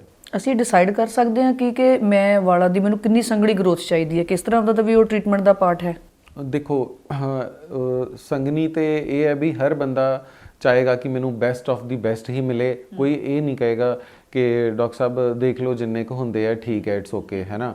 ਤੇ ਜਦੋਂ ਵੀ ਮੇਰੇ ਕੋਲ ਕੋਈ ਵੀ ਪੇਸ਼ੈਂਟ ਆਂਦਾ ਹੈ ਜਿਹਦਾ ਸਿਰਫ ਫਰੰਟ ਏਰੀਆ ਹੋਵੇ, ਉਹ ਕਹਿੰਦਾ ਹੈ ਡਾਕਟਰ ਸਾਹਿਬ ਮੈਨੂੰ ਹੋਰ ਕਿਸੇ ਚੀਜ਼ ਦੀ ਚਿੰਤਾ ਨਹੀਂ ਹੈਗੀ, ਕੋਈ ਗੱਲ ਨਹੀਂ ਹੈ, ਵਟਐਵਰ ਪੈਕੇजेस, ਮੈਨੂੰ ਡੈਂਸਿਟੀ ਵੱਧ ਤੋਂ ਵੱਧ ਚਾਹੀਦੀ ਹੈ। ਤਾਂ ਆਈ ਟੈਲ them ਕਿ ਦੇਖੋ ਦੋਸਤ ਇੱਦਾਂ ਹੈ ਕਿ ਵੀ ਕਾਂਟ ਬੀ ਅ ਗੋਡ, ਠੀਕ ਹੈ, ਆਪਾਂ ਰੱਬ ਨਹੀਂ ਬਣ ਸਕਦੇ ਹੈਗੇ। ਅਸੀਂ ਤੁਹਾਨੂੰ ਬਹੁਤ ਹੀ ਵਧੀਆ, ਬਹੁਤ ਅੱਛਾ ਹੇਅਰ ਟ੍ਰਾਂਸਪਲਾਂਟ ਕਰਕੇ ਦੇਵਾਂਗੇ ਜਿਹੜਾ ਕਿ ਅੱਛੀ ਡੈਂਸਿਟੀ ਹੋਏਗਾ। ਬੇਸਿਕਲੀ ਹੇਅਰ ਟ੍ਰਾਂਸਪਲਾਂਟ ਇੱਕ ਇਹ ਨਹੀਂ ਹੈ ਕਿ ਜਿੱਦਾਂ ਤੁਹਾਡੇ ਪਹਿਲਾਂ ਸੀ ਬਿਲਕੁਲ ਉਸੇ ਤਰ੍ਹਾਂ ਹੀ ਹੋ ਜਾਣਗੇ, ਥੋੜਾ ਬਹੁਤ ਤੁਹਾਨੂੰ ਕੰਪਰੋਮਾਈਜ਼ ਹਲਕਾ ਫੁਲਕਾ ਕਰਨਾ ਪਏਗਾ। ਹਾਂਜੀ, ਹਲਕਾ ਫੁਲਕਾ ਜਿਹਾ ਕੰਪਰੋਮਾਈਜ਼ ਕਰਨਾ ਪਏਗਾ ਇਨ ਦ ਟਰਮਸ ਆਫ ਕਿ ਜਿਵੇਂ ਮੰਨ ਲਓ ਬੰਦਾ ਕੱਲ ਨੂੰ ਕਵੇ ਕਿ ਮੇਰੀ ਹੇਅਰ ਲਾਈਨ ਤੇ ਜੀ ਇੱਥੇ ਕਰਕੇ ਸੀ, ਤੁਸੀਂ ਇੱਥੇ ਹੀ ਬਣਾ ਦਿਓ, ਤੇ ਹੁਣ ਏਰੀਆ ਉਹਦਾ ਹੋਵੇ ਅੱਗੋਂ ਲੈ ਕੇ ਪਿੱਛੋਂ ਤੱਕ ਸਾਰਾ ਖਾਲੀ, ਤੇ ਉਹ ਪੋਸੀਬਲ ਹੀ ਨਹੀਂ ਹੈ ਕਿ ਉਹ ਹੋ ਸਕਦਾ ਹੈ। So that is the only ਵੀ ਇੱਕ ਰੀਜ਼ਨ ਕਿ ਵੀ why it can't be that dense, but still ਤੁਸੀਂ ਸਾਡੇ ਰਿਜ਼ਲਟਸ ਦੇਖ ਸਕਦੇ ਹੋ ਕਿ our patients are really happy from our results ਕਿ ਬਹੁਤ ਹੀ ਅੱਛੀ ਡੈਂਸਿਟੀ ਆਪਣੀ ਹੁੰਦੀ ਹੈ। ਬਟ ਸਟਿਲ ਥੋੜਾ ਜਿਹਾ 5-10% ਦਾ ਜੋ ਉਹਨਾਂ ਦੇ ਕੁਦਰਤੀ ਪਹਿਲਾਂ ਵਾਲ ਸੀ ਉਹਦੇ ਨਾਲੋਂ ਹਲਕਾ ਫੁਲਕਾ ਜਿਹਾ ਫਰਕ ਤਾਂ ਰਹੇਗਾ, ਚਾਹੇ ਉਹ ਬੇਸ਼ੱਕ ਉਹਦੇ ਟੈਕਸਚਰ ਦੀ ਫਾਰਮ ਦੇ ਵਿੱਚ ਹੋਵੇ, ਚਾਹੇ ਉਹਦੀ ਡੈਂਸਿਟੀ ਦੇ ਫਾਰਮ ਦੇ ਵਿੱਚ ਹੋਵੇ। ਕਿ ਇਦਾਂ ਦੇ ਵੀ ਕੇਸ ਆਉਂਦੇ ਆ ਜਿਨ੍ਹਾਂ ਨੇ ਪਹਿਲਾਂ ਕਿਤੋਂ ਟ੍ਰੀਟਮੈਂਟ ਕਰਵਾਇਆ ਤੇ ਫਿਰ ਉਹ ਆ ਕੇ ਉਹ ਕੰਪਲੀਟ ਕਰਦੇ ਆ, ਉਹ ਸੈਟੀਸਫਾਈਡ ਨਹੀਂ ਹੁੰਦੇ? ਬਹੁਤ ਕੇਸ ਆਉਂਦੇ ਆ ਮੈਮ ਇੱਦਾਂ ਦੇ, ਕੋਈ ਵੱਡੀ ਗੱਲ ਨਹੀਂ ਹੈ, ਬਹੁਤ ਕੇਸ ਆਉਂਦੇ ਆ। ਤੇ ਇਹੋ ਜਿਹੇ ਕੇਸਿਸ ਹੋਰ ਵੀ ਜ਼ਿਆਦਾ ਵੱਧ ਗਏ ਰੀਡੂ ਸਰਜਰੀਜ਼ ਦੇ। ਰੀਜ਼ਨ ਬੀਇੰਗ ਕਿ ਜਿਵੇਂ ਕਿ ਹੇਅਰ ਟ੍ਰਾਂਸਪਲਾਂਟ ਨੂੰ ਹੁਣ ਅੱਜ ਕੱਲ੍ਹ ਦੇਖਿਆ ਗਿਆ ਹੈਗਾ ਕਿ ਕਿਤੇ ਵੀ ਹਰ ਸ਼ਹਿਰ ਗਲੀ ਦੇ ਵਿੱਚ ਸਾਰੇ ਕਿਤੇ ਹੋ ਰਿਹਾ ਹੈਗਾ, but you have to follow certain norms and criteria ਕਰਨ ਵਾਸਤੇ। ਉਹਦਾ ਇੱਕ ਤੁਹਾਡਾ ਹੇਅਰ ਟ੍ਰਾਂਸਪਲਾਂਟ ਕਰਨ ਦਾ ਕੀ ਤਰੀਕਾ ਹੈ, ਕਿਵੇਂ ਆ, ਸਿਰਫ ਇਹ ਹੀ ਨਹੀਂ ਕਿ ਪਿੱਛੋਂ ਵਾਲ ਲੈ ਕੇ ਤੇ ਅੱਗੇ ਲਗਾ ਦੇਣਾ ਹੇਅਰ ਟ੍ਰਾਂਸਪਲਾਂਟ ਹੁੰਦਾ ਹੈ। ਵਾਲਾਂ ਨੂੰ ਕਿਸ ਤਰੀਕੇ ਦਾ ਪੰਚ ਚਾਹੀਦਾ ਆ, ਕਿੱਦਾਂ ਦੇ ਮਤਲਬ ਪੰਚ ਆਈ ਮੀਨ ਜਦੋਂ ਐਕਸਟ੍ਰੈਕਟ ਕਰੀਦੇ ਆਪਾਂ ਹੇਅਰ, ਕਿਸ ਤਰ੍ਹਾਂ ਦਾ ਪੰਚ ਉੱਥੇ ਯੂਜ਼ ਕਰਨਾ ਚਾਹੀਦਾ ਹੈ, ਵਾਲਾਂ ਨੂੰ ਕਿੰਨੀ ਦੇਰ ਤੱਕ ਆਪਾਂ ਆਊਟ ਆਫ ਬਾਡੀ ਰੱਖ ਸਕਦੇ ਹਾਂ, ਵਾਲਾਂ ਨੂੰ ਕੀ ਕਹਿੰਦੇ ਆ ਮੀਡੀਅਮ ਦੇ ਵਿੱਚ ਸਟੋਰ ਕਰਨਾ ਆ, ਕਿੰਨੀ ਡਿਗਰੀ ਤੇ ਸਟੋਰ ਕਰਨਾ ਹੈ, ਫਿਰ ਉਸ ਤੋਂ ਬਾਅਦ ਉਹਨੂੰ ਜਦੋਂ ਲਗਾਉਣ ਦੀ ਵਾਰੀ ਆਈ ਤੇ ਕਿੰਨੇ ਐਂਗੂਲੇਸ਼ਨਸ ਦੇ ਵਿੱਚ ਕਿਹੜੀ ਐਂਗੂਲੇਸ਼ਨ ਉਹਨੂੰ ਮਤਲਬ ਕਿਸ ਐਂਗਲ ਦੇ ਵਿੱਚ ਲਗਾਉਣਾ ਹੈ ਤਾਂ ਕਿ ਉਹਦੀ ਨੈਚੁਰਲਨੈਸ ਨਜ਼ਰ ਆਵੇ। ਸੋ ਇਹ ਬਹੁਤ ਸਾਰੀਆਂ ਚੀਜ਼ਾਂ ਮੈਟਰ ਕਰਦੀਆਂ। ਬਟ ਜਦੋਂ ਕੋਈ ਪੇਸ਼ੈਂਟ ਆਪਣਾ ਹੇਅਰ ਟ੍ਰਾਂਸਪਲਾਂਟ ਕਿਸੇ ਮਤਲਬ ਅਨਕੁਆਲੀਫਾਈਡ ਜਾਂ ਅਨਪ੍ਰੋਫੈਸ਼ਨਲ ਬੰਦੇ ਤੋਂ ਕਰਾਉਣਾ ਚੂਜ਼ ਕਰਦਾ ਆ ਕਿਉਂਕਿ ਉਹ ਸਸਤਾ ਹੋਣ ਦੀ ਵਜ੍ਹਾ ਦੇ ਨਾਲ, ਤੇ ਜਾਂ ਫਿਰ ਕੋਈ ਨਵਾਂ ਬੰਦਾ ਕਰ ਰਿਹਾ ਜਾਂ ਕੋਈ ਨਵਾਂ ਹੀ ਹਜੇ ਸ਼ੁਰੂ ਕੀਤਾ ਹੈ ਜਿਹੜਾ ਕਿ ਇੱਧਰੋਂ ਉੱਧਰੋਂ ਕਿਸੇ ਨੂੰ ਬੁਲਾ ਕੇ ਟੈਕਨੀਸ਼ੀਅਨਸ ਨੂੰ ਬੁਲਾ ਕੇ ਕਰ ਰਿਹਾ ਹੈ, ਤੇ ਉਹਦੇ 'ਚ ਰਿਜ਼ਲਟਸ ਦੀ ਕਾਫੀ ਪ੍ਰੋਬਲਮ ਆਉਂਦੀ ਹੈ, ਜਿਸ ਵਜ੍ਹਾ ਦੇ ਨਾਲ ਸਾਨੂੰ ਰੀਡੂ ਸਰਜਰੀਜ਼ ਕਾਫੀ ਵੱਧ ਗਈਆਂ। ਬਟ ਰੀਡੂ ਸਰਜਰੀ ਦੇ ਵਿੱਚ ਕੀ ਨੁਕਸਾਨ ਹੈ ਕਿ ਇੱਕ ਤੇ ਉਹਨਾਂ ਨੇ ਓਵਰ ਹਾਰਵੈਸਟਿੰਗ ਕੀਤੀ ਹੁੰਦੀ ਹੈ, ਪਿੱਛੋਂ ਏਰੀਆ ਲਗਾਣੇ ਹੁੰਦੇ 2000 ਵਾਲ, ਬਟ ਮੈਂ ਦੇਖਿਆ ਕਿ ਪਿੱਛੋਂ ਲਏ ਹੁੰਦੇ ਆ 3500 4000 ਵਾਲ। So that means there is a wastage of around like double the ratio ਖਰਾਬ ਹੋ ਚੁੱਕੀ ਹੁੰਦੀ ਹੈ। ਬਹੁਤ ਸਾਰੇ ਪੇਸ਼ੈਂਟਸ ਮੈਨੂੰ ਆ ਕੇ ਇਹ ਵੀ ਕਹਿੰਦੇ ਆ ਕਿ ਡਾਕਟਰ ਸਾਹਿਬ ਉਹਨਾਂ ਨੇ ਜਿਹੜੇ ਵਾਲ ਕੱਢੇ ਸੀ ਉਹ 'ਚ ਉਹ ਕਹਿੰਦੇ ਵੀ ਸਾਰੇ ਲੱਗ ਗਏ ਆ, ਇਹ ਤੇ ਵਾਧੂ ਸੀ, ਇਹਨਾਂ ਦੀ ਲੋੜ ਨਹੀਂ ਹੈ, ਤੇ ਉਹ ਵੇਸਟ ਕਰ ਦਿੰਦੇ ਆ, ਸੁੱਟ ਦਿੰਦੇ ਆ। So that definitely gives a shock to ਮੀ ਕਿ ਇੱਦਾਂ ਕਿੱਦਾਂ ਹੋ ਸਕਦਾ, ਬਿਕਾਜ਼ ਇਹ ਤਾਂ ਇੱਕ ਉਹ ਵੈਲਿਊਏਬਲ ਚੀਜ਼ ਹੈਗੀ ਆ ਵੀ ਇਟ ਇਜ਼ ਵੀ ਜਿਹੜਾ ਦੁਬਾਰਾ ਤੋਂ ਇੱਕ ਵਾਰੀ ਜੜੋਂ ਜਿਹੜਾ ਵਾਲ ਲੈ ਕੇ ਅੱਗੇ ਲਗਾਤਾ ਉਹਨੇ ਦੁਬਾਰਾ ਉਗਣਾ ਨਹੀਂ ਹੈ। So you have to be very mindful ਇਸ ਚੀਜ਼ ਦੇ ਵਿੱਚ ਕਿ ਬੜੇ ਤਰੀਕੇ ਨਾਲ ਮੈਂ ਕਿਹੜੇ ਏਰੀਆ ਤੋਂ ਕਿੰਨੇ ਕੁ ਗ੍ਰਾਫਟ ਕੱਢਣੇ ਹੈ, ਕਿਉਂਕਿ ਬੰਦੇ ਨੂੰ ਪਤਾ ਹੋਣਾ ਚਾਹੀਦਾ ਕਿ ਇਹ ਅੱਜ ਦੀ ਹੀ ਗੱਲ ਨਹੀਂ ਹੈਗੀ, ਅਗਲੇ ਆਉਣ ਤੇ 5-7-8 ਸਾਲ ਬਾਅਦ ਪੇਸ਼ੈਂਟ ਨੂੰ ਦੁਬਾਰਾ ਲੋੜ ਪੈ ਸਕਦੀ ਹੈ, ਤੇ ਉਦੋਂ ਵਾਸਤੇ ਵੀ ਮੈਂ ਵਾਲ ਬਚਾ ਕੇ ਰੱਖਾਂ। ਸੋ ਜਿਹੜੇ ਰੀਡੂ ਕੇਸਿਸ ਹੈ ਥੋੜ੍ਹੇ ਬਹੁਤ ਡਿਫਿਕਲਟ ਜ਼ਰੂਰ ਹੁੰਦੇ ਆ, ਬਟ ਆਪਾਂ ਕਰ ਰਹੇ ਹਾਂ। ਰੀਡੂ ਕੇਸਿਸ ਦੇ ਵਿੱਚ ਦੋ ਤਰ੍ਹਾਂ ਦੀ ਡਿਫਿਕਲਟੀਜ਼ ਆਉਂਦੀਆਂ, ਇੱਕ ਤੇ ਏਰੀਆ ਗ੍ਰਾਫਟ ਡੈਫੀਸ਼ੀਐਂਟ ਹੋ ਜਾਂਦਾ ਹੈ, ਤੇ ਦੂਸਰਾ ਉੱਥੇ ਫਾਈਬਰੋਸਿਸ ਹੋ ਜਾਂਦਾ ਹੈ। ਫਾਈਬਰੋਸਿਸ ਮਤਲਬ ਸਕਿਨ ਬੜੀ ਹਾਰਡ ਹੋ ਜਾਂਦੀ ਹੈ ਉੱਥੋਂ ਦੀ, ਤੇ ਜਿੰਨਾ ਈਜ਼ੀਲੀ ਹੇਅਰ ਐਕਸਟ੍ਰੈਕਟ ਕੀਤਾ ਜਾ ਸਕਦਾ ਸੀ ਨਾਰਮਲ ਵੇ ਦੇ ਵਿੱਚ, ਉਹ ਨਹੀਂ ਹੋ ਪਾਉਂਦਾ ਹੈਗਾ। ਚਾਹੇ ਆਪਾਂ ਉਹਨੂੰ ਰੀਡੂ ਕਰਨਾ ਆ, ਚਾਹੇ ਫਸਟ ਟਾਈਮ ਤੁਹਾਡੇ ਕੋਲ ਹੇਅਰ ਟ੍ਰਾਂਸਪਲਾਂਟ ਲਈ ਆ ਰਿਹਾ, ਕਿ ਉਹਦੀ ਹੇਅਰ ਟ੍ਰਾਂਸਪਲਾਂਟ ਸਰਜਰੀ ਤੋਂ ਪਹਿਲਾਂ ਆਪਾਂ ਪਾਰਟਿਕੂਲਰ ਉਸ ਏਰੀਆ ਦੇ ਕੋਈ ਟੈਸਟ ਵੀ ਸਾਨੂੰ ਕਰਨੇ ਪੈਂਦੇ ਆ? ਜੀ, ਉਸ ਏਰੀਆ ਦੇ ਇਨ ਪਾਰਟਿਕੂਲਰਲੀ ਸਕਿਨ ਟੈਸਟ ਹੁੰਦਾ ਆ ਵੀ ਆਪਾਂ ਜੋ ਕਲੀਨਿਕਲੀ ਐਗਜ਼ਾਮਿਨ ਕਰਕੇ ਦੇਖਦੇ ਆ ਕਿ ਕੋਈ ਐਕਟਿਵ ਡਿਜ਼ੀਜ਼ ਜਿਵੇਂ ਸੋਰੀਐਸਿਸ ਜਾਂ ਕੁਝ ਐਲੋਪੇਸ਼ੀਆ ਏਰੇਟਾ ਜਾਂ ਕੁਝ ਇਸ ਤਰ੍ਹਾਂ ਦੀ ਚੀਜ਼ ਤਾਂ ਨਹੀਂ ਚੱਲ ਰਹੀ ਹੈ, ਤੇ ਉਹ ਆਪਾਂ ਕਲੀਨਿਕਲੀ ਐਗਜ਼ਾਮਿਨ ਕਰਦੇ ਹਾਂ। ਜਾਂ ਫਿਰ ਪੇਸ਼ੈਂਟ ਨੂੰ ਬਹੁਤ ਜ਼ਿਆਦਾ ਡੈਂਡਰਫ ਜਾਂ ਫਲੇਕਸ ਵਗੈਰਾ ਜੰਮੇ ਹੋਏ ਆ, ਇੱਦਾਂ ਦੀ ਪ੍ਰੋਬਲਮ ਤਾਂ ਨਹੀਂ ਹੈ। ਤੇ ਸੋ ਇਹ ਚੀਜ਼ਾਂ ਦੇਖਦੇ ਹੋਇਆਂ ਜਦੋਂ ਸਾਰਾ ਕੁਝ ਮਤਲਬ ਅਸੀਂ ਜੇ ਮੰਨ ਲਓ ਸਾਨੂੰ NRIs ਬਾਹਰੋਂ ਵੀ ਫੋਟੋ ਭੇਜਦੇ ਆ ਤਾਂ ਪ੍ਰੋਪਰਲੀ ਐਗਜ਼ਾਮਿਨ ਕਰੀਦਾ ਆਪਾਂ ਉਹਨੂੰ ਹਰ ਪੋਜੀਸ਼ਨ 'ਚ ਹਰ ਵੇ 'ਚ। ਐਂਡ ਮੈਂ ਕੋਸ਼ਿਸ਼ ਕਰਦਾ ਵਾਂ ਕਿ ਇੱਕ ਵੀਡੀਓ ਕਾਲ ਹੋ ਜਾਏ ਉਹਨਾਂ ਦੇ ਆਉਣ ਤੋਂ ਪਹਿਲਾਂ, so that I can examine them 1 to 1, ਤੇ ਮੈਂ ਫਿਰ ਹੀ ਆਪਾਂ ਹੇਅਰ ਟ੍ਰਾਂਸਪਲਾਂਟ ਵਾਸਤੇ ਯੈਸ ਕਰੀਦਾ। NRIs ਦੀ ਗੱਲ ਕੀਤੀ, ਜਦੋਂ ਹੇਅਰ ਟ੍ਰਾਂਸਪਲਾਂਟ ਦੀ ਗੱਲ ਆਉਂਦੀ ਆ ਇਹ 'ਚ ਕੋਈ ਹੁਣ ਦੋ ਰਾਏ ਨਹੀਂ ਰਹਿ ਗਈ ਕਿ NRI 'ਚ ਜ਼ਿਆਦਾ ਦਿੱਕਤ ਆ ਰਹੀ ਹੈ। ਇੰਡੀਆ ਆਉਣ ਲਈ ਸਮਾਂ ਵੀ ਘੱਟ ਹੁੰਦਾ ਉਹਨਾਂ ਦੇ ਕੋਲ, ਤੋਂ ਟ੍ਰੀਟਮੈਂਟ ਦਾ ਸਮਾਂ ਵੀ ਘੱਟ ਜਾਂਦਾ, ਤੇ ਫਿਰ ਉਹ ਕਿਸ ਤਰੀਕੇ ਨਾਲ ਉਹਨੂੰ ਮੈਨੇਜ ਕੀਤਾ ਜਾਂਦਾ ਕਿ ਉਸ ਸਮੇਂ 'ਚ ਟ੍ਰੀਟਮੈਂਟ ਹੋ ਜਾਂਦਾ? ਹਾਂਜੀ, ਮੈਂ ਆਮ ਤੌਰ ਤੇ ਮੈਨੂੰ ਕਿਉਂਕਿ ਫੋਨ ਇੱਦਾਂ ਹੀ ਆਉਂਦਾ ਹੈ ਕਿ ਸਰ ਮੈਂ ਆ ਰਿਹਾ ਵਾਂ, ਇੰਡੀਆ ਆ ਰਿਹਾ, ਮੇਰੇ ਕਜ਼ਨ ਦੀ ਵੈਡਿੰਗ ਹੈ ਤੇ ਵੈਡਿੰਗ ਤੋਂ ਪਹਿਲਾਂ ਕਰਾਵਾਂ ਜਾਂ ਬਾਅਦ 'ਚ ਕਰਾਵਾਂ।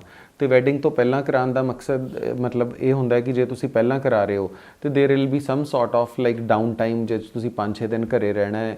ਮੈਂ ਉਹਨਾਂ ਨੂੰ ਇਹ ਸੁਜੈਸਟ ਕਰਦਾ ਵਾਂ ਕਿ ਤੁਸੀਂ ਬਿਲਕੁਲ ਵੈਡਿੰਗ ਦੇ ਨੇੜੇ ਆਓ, ਵੈਡਿੰਗ ਅਟੈਂਡ ਕਰੋ ਆਪਣਾ ਸਾਰਾ ਕੁਝ ਕਰਕੇ, ਤੇ ਫਿਰ ਉਸ ਤੋਂ ਬਾਅਦ ਆਪਣੇ ਲਈ 5 ਤੋਂ 7 ਦਿਨ ਐਟਲੀਸਟ ਰੱਖੋ ਜਿਹੜੇ ਕਿ exclusively for your hair transplant ਹੋਣ। ਕਿਉਂਕਿ ਜਿਸ ਦਿਨ ਇੱਕ ਦਿਨ 'ਚ ਆਪਾਂ ਹੇਅਰ ਟ੍ਰਾਂਸਪਲਾਂਟ ਕਰਨਾ ਹੁੰਦਾ ਹੈ, ਪੇਸ਼ੈਂਟ ਨੂੰ ਮੈਂ ਚਾਹੁੰਦਾ ਵਾਂ ਵੀ ਜੇ ਉਹ ਪਹਿਲਾਂ ਹੀ ਆ ਜੇ, ਮੈਨੂੰ ਇੱਕ ਵਾਰੀ ਆ ਕੇ ਮਿਲ ਜੇ, ਦੇਖ ਲੇ, ਆਪਾਂ ਉਹਦੀ ਇਨਵੈਸਟੀਗੇਸ਼ਨਸ ਕਰਾ ਲਈਏ, blood investigation and all done. ਜਦੋਂ ਹੋ ਜਾਂਦਾ ਹੈ good to go for surgery, ਤੇ ਫਿਰ ਆਪਾਂ ਇੱਕ ਪਾਰਟਿਕੂਲਰ ਡੇਟ ਆਪਾਂ ਸੈੱਟ ਕਰ ਲਈ ਦੀ ਹੈ। ਤੇ ਉਸ ਡੇਟਸ ਮੰਨ ਲਓ ਡੇ 1 ਆਫ ਸਰਜਰੀ ਹੈ, 2 ਤੋਂ 3 ਦਿਨ ਪੇਸ਼ੈਂਟ ਨੇ ਘਰੇ ਰੈਸਟ ਕਰਨੀ ਹੁੰਦੀ, ਤੀਸਰੇ ਦਿਨ ਆ ਕੇ ਮੇਰੇ ਤੋਂ ਇੱਕ ਡੋਨਰ ਏਰੀਆ ਅਸੈਸ ਕਰਵਾ ਲੈਂਦੇ ਆ ਕਿ ਪਿੱਛੇ ਡੋਨਰ ਏਰੀਆ ਦੀ ਹੀਲਿੰਗ ਐਡਿਕੁਏਟਲੀ ਓਕੇ ਹੈ। ਉਹਦੀ ਹੀਲਿੰਗ ਹੋਣ ਤੋਂ ਬਾਅਦ ਫਿਰ ਉਸ ਤੋਂ ਤੀਸਰੇ ਦਿਨ ਮਤਲਬ like the 5th day of the surgery patient ਆ ਕੇ ਹੈਡ ਵਾਸ਼ ਕਰਾ ਲੈਂਦਾ ਤੇ ਫਿਰ ਉਸ ਤੋਂ ਬਾਅਦ ਉਹ ਕਿਤੇ ਵੀ ਬਾਹਰ ਅੰਦਰ ਆ ਜਾ ਸਕਦਾ ਹੈ। So in total maximum 1 week is required ਜੇ ਤੁਸੀਂ ਚਾਹੁੰਦੇ ਹੋ ਕਿ ਤੁਹਾਡਾ ਹੇਅਰ ਟ੍ਰਾਂਸਪਲਾਂਟ ਇੱਕਦਮ ਹੈਸਲ ਫਰੀ ਰਵੇ, ਕੋਈ ਪ੍ਰੋਬਲਮ ਨਾ ਆਵੇ, ਕੋਈ ਦਿੱਕਤ ਨਾ ਆਵੇ, ਤੇ ਮੈਂ ਵੀ ਉਹਨੂੰ 1-2 ਵਾਰੀ ਦੇਖ ਲਵਾਂ, ਤੇ 5 ਤੋਂ 7 ਦਿਨ ਇਜ਼ ਮੋਰ ਦੈਨ ਸਫੀਸ਼ੀਐਂਟ। ਇੱਕ ਹੋਰ ਡਾਊਟ ਆਉਂਦਾ ਕਿ ਪੇਨਫੁਲ ਕਿੰਨਾ ਕੁ ਪ੍ਰੋਸੈਸ, ਆਪਾਂ ਕਈ ਵਾਰੀ ਅੱਜ ਕੱਲ੍ਹ ਬਹੁਤ ਸਾਰੇ ਇੱਦਾਂ ਦੇ ਡਾਕਟਰ ਚੱਲ ਪਏ ਜਿਹੜੇ ਤਾਂ ਕਲੇਮ ਕਰਦੇ ਆ ਕਿ ਇਹ ਪੇਨਲੈਸ ਹੈ ਸਾਰਾ ਪ੍ਰੋਸੈਸ, ਬਟ ਜਦੋਂ ਅਸੀਂ ਪ੍ਰੈਕਟੀਕਲੀ ਦੇਖਦੇ ਹਾਂ ਤਾਂ ਉੱਥੇ ਫਿਰ ਚੀਜ਼ਾਂ ਹੋਰ ਨਿਕਲਦੀਆਂ ਨੇ। ਸੋ ਇਸ ਤਰ੍ਹਾਂ ਜਦੋਂ ਮਾਈਂਡਸੈਟ ਨਾਲ ਕਲਾਇੰਟ ਤੁਹਾਡੇ ਕੋਲ ਆਉਂਦਾ ਕਿ ਕਿੰਨਾ ਕੁ ਪੇਨਫੁਲ ਹੋਏਗਾ? ਦੇਖੋ, ਆਮ ਤੌਰ ਤੇ ਜਦੋਂ ਤੁਸੀਂ ਕਿਸੇ ਨੂੰ ਮਿਸਗਾਈਡ ਕਰਨਾ ਹੋਵੇ ਤੇ ਤੁਸੀਂ ਬੜਾ ਵਧੀਆ ਤਰੀਕੇ ਨਾਲ ਕਹਿ ਸਕਦੇ ਹੋ ਕਿ ਉਹ ਕੋਈ ਗੱਲ ਹੀ ਨਹੀਂ ਜੀ, ਇਹ ਤੇ ਕੋਈ ਦਰਦ ਹੀ ਨਹੀਂ ਹੁੰਦਾ, ਕੁਛ ਨਹੀਂ, ਤੁਸੀਂ ਆਓ ਸਹੀ, ਪੈਸੇ ਜਮ੍ਹਾਂ ਕਰਾਓ ਤੇ ਹੁਣੇ ਆਪਾਂ ਤੁਹਾਨੂੰ ਦੱਸਦੇ ਹਾਂ ਕਿੰਨਾ ਕੁ ਪੇਨ ਹੁੰਦਾ ਹੈ ਨਾ, ਜੋ ਕਿ ਬਿਲਕੁਲ ਹੀ ਗਲਤ ਗੱਲ ਹੈ। ਤੁਸੀਂ ਪੇਸ਼ੈਂਟ ਨੂੰ ਪਹਿਲਾਂ ਹੀ ਉਹਦਾ ਮਾਈਂਡਸੈਟ ਤੁਸੀਂ ਇਦਾਂ ਰੱਖੋਗੇ ਤੇ ਡੇ ਆਫ ਸਰਜਰੀ ਜਦੋਂ ਸਡਨਲੀ ਕੁਛ ਨਾ ਕੁਛ ਪੇਸ਼ੈਂਟ ਦੇ ਨਾਲ, obviously it is a surgical procedure, ਕੁਛ ਥੋੜਾ ਬਹੁਤ ਅਨਈਜ਼ੀਨੈਸ ਤਾਂ ਹੋਏਗੀ। ਤੇ ਜੇ ਤੁਸੀਂ ਉਹਨੂੰ ਪਹਿਲਾਂ ਪ੍ਰੋਪਰਲੀ ਗਾਈਡ ਕਰੋਗੇ, ਸਮਝਾਓਗੇ, ਪੇਸ਼ੈਂਟ ਕੰਪਲਾਇੰਟ ਹੋਏਗਾ, ਉਹਦਾ ਮਾਈਂਡਸੈਟ ਪਹਿਲਾਂ ਹੀ ਤਿਆਰ ਹੋਏਗਾ, ਤੇ ਉਹ ਕੋਈ ਮੁਸ਼ਕਿਲ ਹੀ ਨਹੀਂ ਲੱਗੇਗੀ। ਮੈਂ ਹੁਣ ਤੁਹਾਨੂੰ ਇੱਕ ਐਗਜ਼ਾਮਪਲ ਦੇਣਾ ਵਾਂ ਕਿ ਜਿਵੇਂ ਅਸੀਂ ਟੁੱਥ ਐਕਸਟ੍ਰੈਕਸ਼ਨ ਵਾਸਤੇ ਜਾਈਦਾ ਜਾਂ ਕੋਈ ਦੰਦ ਦਾ ਕੋਈ ਵੀ ਟ੍ਰੀਟਮੈਂਟ ਕਰਾਇਆ ਹੋਵੇ, RCT ਜਾਂ ਕੁਝ ਵੀ, ਜੇ on a scale of 1 to 10 ਜੇ ਇੱਕ RCT ਜਾਂ ਕੁਝ ਇਦਾਂ ਦੀ ਚੀਜ਼ ਕੋਈ ਲਾਈਕ ਤੁਹਾਨੂੰ 8 ਤੋਂ 9 ਦੇ ਕਰੀਬ ਅਨਈਜ਼ੀਨੈਸ ਦਿੰਦੀ ਹੈ, ਤੇ ਹੇਅਰ ਟ੍ਰਾਂਸਪਲਾਂਟ ਸਿਰਫ 2 ਤੋਂ 3 ਦੇ ਕਰੀਬ ਹੈਗਾ, ਇਸ ਤੋਂ ਜ਼ਿਆਦਾ ਕੁਝ ਵੀ ਨਹੀਂ ਹੈ। ਮੇਰੇ ਮੈਜੋਰਿਟੀ ਪੇਸ਼ੈਂਟਸ ਜਦੋਂ ਸਰਜਰੀ ਖਤਮ ਹੋਣ ਤੋਂ ਬਾਅਦ ਅਸੀਂ ਬੈਠਦੇ ਹਾਂ, ਆਪਾਂ ਉਹਨਾਂ ਨੂੰ ਮੈਡੀਸਿਨ ਲਿਖ ਕੇ ਦਿੰਦੇ ਹਾਂ, ਤਾਂ ਉਹਨਾਂ ਦਾ ਇਹੀ ਕਹਿਣਾ ਹੁੰਦਾ ਕਿ ਡਾਕਟਰ ਸਾਹਿਬ ਜਿੰਨਾ ਮੈਂ ਡਰਿਆ ਸੀ ਉਨੀ ਕੋਈ ਗੱਲ ਹੈਗੀ ਨਹੀਂ। ਤੇ ਰੀਜ਼ਨ ਬੀਇੰਗ ਕਿ ਉਹਨਾਂ ਨੂੰ ਆਪਾਂ ਪਹਿਲਾਂ ਹੀ ਉਹਨਾਂ ਦੀ ਪ੍ਰਾਈਮਿੰਗ ਕਰ ਦਈਦੀ ਹੈ, ਉਹਨਾਂ ਨੂੰ ਸਮਝਾ ਦਈਦਾ ਆ। ਇੱਕ ਇਨਸੂਲਿਨ ਸਿਰਿੰਜ ਦੇ ਰਾਹੀਂ ਅਸੀਂ ਲੋਕਲ ਐਨੈਸਥੀਸੀਆ ਦਈਦਾ ਹੈ। ਇਨਸੂਲਿਨ ਸਿਰਿੰਜ ਉਹੀ ਸਿਰਿੰਜ ਹੁੰਦੀ ਹੈ ਜਿਹਦੇ ਨਾਲ ਕਿ ਡਾਕਟਰਸ ਡਾਇਬੀਟਿਕ ਪੇਸ਼ੈਂਟਸ ਨੂੰ ਕਹਿੰਦੇ ਆ ਕਿ ਤੁਸੀਂ ਆਪਣੇ ਆਪ ਨੂੰ ਇੰਜੈਕਟ ਕਰ ਸਕਦੇ ਹੋ। ਤੇ ਉਹ ਬਹੁਤ ਹੀ ਛੋਟੀ ਐਂਡ ਬਹੁਤ ਹੀ ਪਤਲੀ ਨੀਡਲ ਹੁੰਦੀ ਹੈ, ਜਿਹਦਾ ਕਿ ਨੀਡਲ ਦਾ ਪ੍ਰਿਕ ਦਾ ਪਤਾ ਵੀ ਨਹੀਂ ਚੱਲਦਾ। ਤੇ ਜਦੋਂ ਤੁਸੀਂ ਐਨੈਸਥੀਸੀਆ ਦਿੰਦੇ ਹੋ, ਏਰੀਆ ਬੈਕ ਸਾਈਡ ਦਾ ਜਿਹੜਾ ਡੋਨਰ ਏਰੀਆ ਉਹ ਬਿਲਕੁਲ ਸੁੰਨ ਹੋ ਜਾਂਦਾ ਹੈ, ਤੇ ਸੁੰਨ ਹੋਣ ਤੋਂ ਬਾਅਦ ਫਿਰ ਉਸ ਤੋਂ ਬਾਅਦ ਸਰਜੀਕਲ ਪ੍ਰੋਸੈਸ ਬਹੁਤ ਆਰਾਮ ਨਾਲ ਚੱਲਦਾ ਹੈ। ਪੇਸ਼ੈਂਟ ਨੂੰ ਬਿਲਕੁਲ ਫੀਲ ਵੀ ਨਹੀਂ ਹੁੰਦਾ ਕਿ ਉਹਦੀ ਸਰਜਰੀ ਵੀ ਹੋ ਗਈ ਹੈ। ਤੇ ਇੱਕ ਸਵਾਲ ਹੋਰ ਮੈਨੂੰ ਪੇਸ਼ੈਂਟ ਜਾਣ ਲੱਗਿਆ ਪੁੱਛਦੇ ਕਿ ਡਾਕਟਰ ਸਾਹਿਬ ਇਸ ਵੇਲੇ ਤੇ ਕੁਝ ਨਹੀਂ ਹੋ ਰਿਹਾ, ਸਰਜਰੀ ਖਤਮ ਹੋ ਗਈ ਹੈ, ਘਰ ਜਾ ਕੇ ਇਹ ਦਰਦ ਸ਼ੁਰੂ ਤਾਂ ਨਹੀਂ ਹੋ ਜਾਏਗੀ ਜਾਂ ਕਦੋਂ ਹੋਏਗੀ? ਬਿਲਕੁਲ ਵੀ ਸ਼ੁਰੂ ਨਹੀਂ ਹੁੰਦੀ। ਇਹ ਐਨੈਸਥੀਸੀਆ ਬਹੁਤ ਹੀ, ਅਸੀਂ ਕੀ ਕਹਿੰਦੇ ਆ, ਅਸੀਂ ਜਿਹੜਾ ਐਨੈਸਥੀਸੀਆ ਬਣਾਉਂਦੇ ਆ, ਇੱਕ ਲੋ ਡੋਜ਼ ਹੁੰਦਾ, ਇੱਕ ਹਾਈ ਡੋਜ਼ ਹੁੰਦਾ ਹੈ, ਤੇ ਦੋਵਾਂ ਨੂੰ ਮਿਕਸ ਕਰਕੇ ਤੇ ਫਿਰ ਅਸੀਂ ਆਪਾਂ ਬਣਾਉਂਦੇ ਹਾਂ ਸੋ ਦੈਟ ਇਹਦੇ effects long lasting run. And ਘਰ ਜਾਣ ਲੱਗਿਆ ਅਸੀਂ ਪੇਨ ਕਿਲਰਸ ਐਂਡ ਟੈਬਲੇਟਸ ਦੇ ਦਿੰਦੇ ਹਾਂ। ਮੈਨੂੰ ਬਹੁਤ ਹੀ ਰੇਅਰ ਹੈ, 100 ਚੋਂ 2 ਜਾਂ 3 ਪੇਸ਼ੈਂਟਸ ਨੇ ਕਦੀ ਕਿਹਾ ਹੋਵੇ ਕਿ ਡਾਕਟਰ ਸਾਹਿਬ ਮੈਂ ਥੋੜਾ ਜਿਹਾ ਪੇਨ ਮਹਿਸੂਸ ਕਰ ਰਿਹਾ ਵਾਂ, ਨਹੀਂ ਤੇ ਅਦਰਵਾਈਜ਼ ਕੋਈ ਪੇਨ ਪੋਸਟ ਆਪਰੇਟਿਵ ਵੀ ਨਹੀਂ ਰਹਿੰਦੀ ਹੈਗੀ। ਕਈ ਕਲਾਇੰਟਸ ਜਾਂ ਪੇਸ਼ੈਂਟਸ ਇਹ ਗੱਲ ਵੀ ਕੁਐਰੀ ਲੈ ਕੇ ਆਉਂਦੇ ਹੋਣਗੇ ਕਿ ਮੈਂ ਲੇਟ ਨਹੀਂ ਪਾਉਂਦਾ, ਉਸ ਤੋਂ ਬਾਅਦ ਮੇਰੇ ਜਦੋਂ ਜਿੱਥੇ ਏਰੀਆ ਡੋਨਰ ਏਰੀਆ ਉੱਥੇ ਪੇਨ ਹੋ ਰਹੀ ਹੈ ਆਫਟਰ ਸਰਜਰੀ, ਕਿਸ ਤਰ੍ਹਾਂ ਦੀ ਕੋਈ ਗੱਲ ਸਾਹਮਣੇ ਆਉਂਦੀ ਹੈ? ਰੀਸੈਂਟਲੀ ਮੈਂ ਇੱਕ ਮੇਰੇ ਪੇਸ਼ੈਂਟ ਬਾਹਰੋਂ ਆਏ ਸੀ ਆਸਟ੍ਰੇਲੀਆ ਤੋਂ, ਤੇ ਉਹਨਾਂ ਦੇ ਕਜ਼ਨ ਇੱਥੇ ਹੀ ਰਹਿੰਦੇ ਆ, ਤੇ he is into some sort of social service ਦੇ ਵਿੱਚ ਹੈਗੇ ਆ। ਤੇ ਉਹਨਾਂ ਨੂੰ ਨੇ ਮਤਲਬ ਜਦੋਂ ਟ੍ਰਾਂਸਪਲਾਂਟ ਉਹਨਾਂ ਦੇ ਕਜ਼ਨ ਦਾ ਹੋ ਗਿਆ ਤੇ ਉਹਨਾਂ ਨੇ ਮੈਨੂੰ ਇੱਕੋ ਹੀ ਗੱਲ ਕਹੀ, ਕਹਿੰਦੇ ਡਾਕਟਰ ਸਾਹਿਬ ਤੁਹਾਨੂੰ ਮੰਨ ਗਏ ਆਪਾਂ ਕਿ ਲਾਈਕ ਮੈਂ ਤਾਂ ਬਹੁਤ ਡਰਿਆ ਹੋਇਆ ਸੀ ਆਪਣੇ ਭਰਾ ਨੂੰ ਲੈ ਕੇ ਕਿ ਇਹਦਾ ਸਿਰ ਪੂਰਾ ਸੁੱਜ ਜਾਏਗਾ ਜਾਂ ਇੱਦਾਂ ਹੋ ਜਾਏਗਾ, ਤੇ ਜਦ ਕਿ ਮੇਰੇ ਬਹੁਤ ਸਾਰੇ ਦੋਸਤਾਂ ਨੇ, ਮੇਰਾ ਬਹੁਤ ਵੱਡਾ ਸਰਕਲ ਹੈ ਜਿਨ੍ਹਾਂ ਨੇ ਕਰਾਇਆ, ਲਗਭਗ ਕਾਫੀ ਲੋਕਾਂ ਦੇ ਮੂੰਹ ਸੁੱਜ ਗਏ, ਉਹਨਾਂ ਦੇ ਸਵੈਲਿੰਗ ਬਹੁਤ ਆ ਗਈ, ਬਹੁਤ ਦਿਨ ਖਰਾਬ ਹੋ ਗਏ ਉਹਨਾਂ ਦੇ। ਤੇ ਇਹ ਕਿਉਂ ਹੋਇਆ, ਕਿੱਦਾਂ ਹੋਇਆ, ਇਹਦਾ ਰੀਜ਼ਨ ਕੀ ਹੈ? ਮੈਂ ਜਿੱਦਾਂ ਕਿ ਤੁਹਾਨੂੰ ਦੱਸਿਆ ਕਿ ਅਸੀਂ ਜਿਹੜਾ ਐਨੈਸਥੀਸੀਆ ਹੈਗਾ ਹੈ, ਇੱਕ ਪ੍ਰੋਫੈਸ਼ਨਲ ਸੈਟਅਪ ਤੋਂ ਕਰਾਉਣ ਦਾ ਇਹੀ ਫਾਇਦਾ ਹੁੰਦਾ ਤੇ ਇੱਕ ਅਨਪ੍ਰੋਫੈਸ਼ਨਲ ਸੈਟਅਪ ਤੋਂ ਕਰਾਉਣ ਦਾ ਇਹੀ ਫਾਇਦਾ ਹੈ ਕਿ ਪੇਸ਼ੈਂਟ ਜੇ ਪੇਨ ਬੋਲ ਰਿਹਾ ਤੁਸੀਂ ਉਹਨੂੰ ਥੋੜਾ ਜਿਹਾ ਸਮਝਾਓ, ਉਹਦੇ ਨਾਲ 2 ਮਿੰਟ ਰੁਕੋ। ਕੋਈ ਇਹ ਜਲਦੀ ਨਹੀਂ ਹੈ ਕਿ ਮੈਂ ਸਰਜਰੀ ਫਟਾਫਟ ਕੰਪਲੀਟ ਕਰਦਾ, ਪੇਸ਼ੈਂਟ ਨੇ ਹਾਏ ਥੋੜਾ ਜਿਹਾ ਬੋਲਿਆ ਹੀ ਤੇ ਨਾਲ ਹੀ ਤੁਸੀਂ ਇੰਜੈਕਸ਼ਨ ਠੋਕ ਦਿਓ, ਬਿਲਕੁਲ ਵੀ ਇਦਾਂ ਨਹੀਂ ਹੋਣਾ ਚਾਹੀਦਾ। So overdose of those injections and lack of proper communication ਤੇ ਪਲੱਸ ਪੇਸ਼ੈਂਟ ਨੂੰ ਸਹੀ ਤਰ੍ਹਾਂ ਨਾ ਸਮਝਾਣਾ, ਇਸ ਵਜ੍ਹਾ ਦੇ ਨਾਲ ਕੀ ਕਹਿੰਦੇ ਆ, ਜਿਹੜੇ ਮੈਂ ਕੁਝ ਇਦਾਂ ਦੇ ਪ੍ਰੋਟੋਕਾਲ ਸੈੱਟ ਕੀਤੇ ਹੋਏ ਆ ਆਪਣੇ ਪੇਸ਼ੈਂਟ ਵਾਸਤੇ ਕਿ ਪੋਸਟ ਸਰਜਰੀ ਤੁਸੀਂ ਕੀ ਕਰਨਾ ਹੈਗਾ। ਮੈਂ ਬਹੁਤ ਪੇਸ਼ੈਂਟਸ ਨੂੰ ਮਨਾ ਕੀਤਾ ਸਰਜਰੀ ਵਾਸਤੇ ਜਿਹੜੇ ਮੈਨੂੰ ਕਹਿ ਦਿੰਦੇ ਆ ਕਿ ਸਰ ਅਸੀਂ ਤਾਂ ਸਰਜਰੀ ਕਰਾਣੀ ਹੈ, ਸਾਡੇ ਕੋਲ ਸਿਰਫ ਇੱਕ ਸੰਡੇ ਦਾ ਦਿਨ ਹੈ, ਅਸੀਂ ਬਹੁਤ ਬਿਜ਼ੀ ਹਾਂ, ਤੁਸੀਂ ਐਤਵਾਰ ਸਾਡੀ ਸਰਜਰੀ ਕਰ ਦਿਓ, ਸੋਮਵਾਰ ਤੋਂ ਅਸੀਂ ਕੰਮ ਤੇ ਜਾਣਾ। ਮੈਂ ਬਿਲਕੁਲ ਪੋਸੀਬਲ ਹੀ ਨਹੀਂ ਹੈਗਾ, ਕਿਉਂਕਿ ਹੇਅਰ ਟ੍ਰਾਂਸਪਲਾਂਟ ਇੱਕ ਅਜਿਹੀ ਸਰਜਰੀ ਹੈ ਜਿਹੜੀ ਤੁਹਾਡੀ 5 7 8 ਸਾਲ ਤੱਕ, ਉਸ ਤੋਂ ਵੀ ਜ਼ਿਆਦਾ ਸਾਲ ਤੱਕ ਚੱਲੇਗੀ ਜਿੰਨਾ ਤੁਸੀਂ ਆਪਣਾ ਖਿਆਲ ਰੱਖੋਗੇ। ਤੇ ਕੀ ਤੁਸੀਂ 5 7 8 ਸਾਲ ਪਿੱਛੇ ਆਪਣੇ ਯੂਥਫੁਲ ਜਿਹੜੇ 7 8 ਸਾਲ ਲੈ ਜਿਹਦੇ ਵਿੱਚ ਤੁਸੀਂ ਆਪਣੇ ਆਪ ਨੂੰ ਵਧੀਆ ਪ੍ਰੈਜ਼ੈਂਟੇਬਲ ਦਿਖਾਣਾ ਚਾਹੁੰਦੇ ਹੋ, ਕਿ ਉਹਦੇ ਵਾਸਤੇ ਸਿਰਫ 5 7 ਦਿਨ ਵੀ ਨਹੀਂ ਕੱਢ ਸਕਦੇ? ਸੋ ਪਰ ਰਿਕਵਰੀ ਟਾਈਮ ਜੇ ਮੰਨ ਕੇ ਚੱਲੀਏ ਤਾਂ 5 7 ਦਿਨ ਹੈ, 5 ਦਿਨਾਂ ਦਾ ਹੈਗਾ। ਹਾਂਜੀ, ਬਹੁਤ ਸਾਰੇ ਲੋਕੀ ਬਾਹਰੋਂ ਅੰਦਰੋਂ ਕਰਾਉਂਦੇ ਆ ਤੇ ਫਿਰ ਉਹ ਟਰੈਵਲ ਕਰ ਲੈਂਦੇ ਆ, ਟਰੈਵਲ ਕਰਨ ਦੇ ਨਾਲ ਉਹ ਸਾਰੀ ਸਵੈਲਿੰਗ ਆ ਜਾਂਦੀ ਹੈ, ਕਿਉਂਕਿ ਅਸੀਂ ਸਕੈਲਪ ਦੇ ਵਿੱਚ ਅਸੀਂ ਸੈਲਾਈਨ ਇੰਜੈਕਟ ਕਰਦੇ ਹਾਂ ਸੋ ਦੈਟ ਉਹ ਸਕੈਲਪ ਐਕਸਪੈਂਡ ਹੋ ਜੇ, ਤੇ ਜਦੋਂ ਆਪਾਂ ਗ੍ਰਾਫਟਸ ਲਗਾਉਂਦੇ ਆ, ਜਦੋਂ ਉਹ ਸਕੈਲਪ ਤੋਂ ਸਾਰਾ ਵਾਟਰ ਬੋਡੀ ਅਬਜ਼ੌਰਬ ਕਰੇਗੀ ਤਾਂ ਵਾਪਸ ਸਕੈਲਪ ਆਪਣੀ ਨਾਰਮਲ ਪੋਜੀਸ਼ਨ ਤੇ ਆਏਗੀ ਤੇ ਡੈਂਸਿਟੀ ਵੱਧ ਜਾਂਦੀ ਹੈਗੀ ਹੈ ਗ੍ਰਾਫਟਸ ਦੀ, ਤੇ ਵਧੀ ਹੋਈ ਡੈਂਸਿਟੀ ਬੰਦੇ ਨੂੰ ਲੱਗਦੀ ਹੈ। ਤੋ ਬਟ ਲੋਕੀ ਕੀ ਹੁੰਦਾ ਹੈ ਕਿ ਬਾਹਰੋਂ ਅੰਦਰੋਂ ਕਰਾਏ, ਕਿਸੇ ਦੇ ਆਖੇ ਵਿੱਚ ਲੱਗ ਕੇ ਕਿ ਇੱਥੋਂ ਚੱਲ ਜਾਓ ਉੱਥੋਂ ਚੱਲ ਜਾਓ, ਕੋਈ ਗੱਲ ਨਹੀਂ, ਇੱਕ ਦਿਨ ਦਾ ਹੀ ਕੰਮ ਹੈ, ਬਸ ਕਰਵਾ ਲਿਆ, ਉਸ ਤੋਂ ਬਾਅਦ ਜਿੱਧਰ ਮਰਜ਼ੀ ਘੁੰਮ ਫਿਰ ਲਓ। ਫਿਰ ਉਹੋ ਜਿਹੇ ਪੇਸ਼ੈਂਟਸ ਦੇ ਵਿੱਚ ਥੋੜੀ ਬਹੁਤ ਸਵੈਲਿੰਗ ਆਉਂਦੀ ਹੈਗੀ ਹੈ। ਮੈਂ ਮੰਨ ਲਓ ਆਪਣਾ ਟ੍ਰੀਟਮੈਂਟ ਕਰਾਉਣਾ, ਹੇਅਰ ਟ੍ਰਾਂਸਪਲਾਂਟ ਕਰਾਉਣਾ ਹੈ, ਤੇ ਮਾਰਕੀਟ ਦੀ ਜਦੋਂ ਮੈਂ ਸਰਚ ਕਰਾਂ, ਖਾਸ ਕਰਕੇ ਜੇ ਆਪਾਂ ਪੰਜਾਬ ਬੈਲਟ 'ਚ ਬੈਠੇ ਹਾਂ, ਪੰਜਾਬ ਬੈਲਟ ਦੀ ਗੱਲ ਕਰੀਏ ਤਾਂ ਆਪਾਂ ਜਿੱਦਾਂ ਕਹਿੰਦੇ ਸੀ ਨਾ ਪਹਿਲਾਂ ਵੀ ਝੋਲਾ ਛਾਪ ਡਾਕਟਰ ਬਹੁਤ ਹੁੰਦੇ ਸੀਗੇ, ਤਾਂ ਇਹਨਾਂ ਦੁਕਾਨਾਂ ਖੁੱਲ ਗਈਆਂ ਅੱਜ ਦੇ ਟਾਈਮ 'ਚ ਨਾ। ਸੋ ਮੈਂ ਕਿੱਦਾਂ ਆਇਡੈਂਟੀਫਾਈ ਕਰਾਂ ਕਿ ਮੈਨੂੰ ਇੱਕ ਕਿਹੜੀ ਜਗ੍ਹਾ ਜਿੱਥੇ ਮੈਨੂੰ ਸਹੀ ਤਰੀਕੇ ਨਾਲ ਜਾਣਾ ਚਾਹੀਦਾ, ਮੈਨੂੰ ਗਾਈਡੈਂਸ ਜਿਹੜੀ ਉੱਥੇ ਪ੍ਰੋਪਰ ਮਿਲੇਗੀ, ਮੇਰਾ ਟ੍ਰੀਟਮੈਂਟ ਜਿਹੜਾ ਉਹ ਸਹੀ ਹੋਏਗਾ? ਲੋਕ ਮਿਸ ਗਾਈਡ ਕਿਉਂ ਹੋ ਜਾਂਦੇ ਆ? ਜੀ, ਸਭ ਤੋਂ ਪਹਿਲੀ ਗੱਲ ਮਿਸ ਗਾਈਡੈਂਸ ਦਾ ਇਹ ਹੋ ਗਿਆ ਕਿ ਲੋਕਾਂ ਨੂੰ ਲੱਗਦਾ ਹੈ ਕਿ ਜੇ ਇਹ ਚੀਜ਼ ਸਸਤੇ 'ਚ ਮਿਲ ਰਹੀ ਹੈ ਤਾਂ ਕਿਤੋਂ ਵੀ ਕਰਾ ਲਓ, ਕੋਈ ਗੱਲ ਨਹੀਂ, ਵੇਖੀ ਜਾਏਗੀ।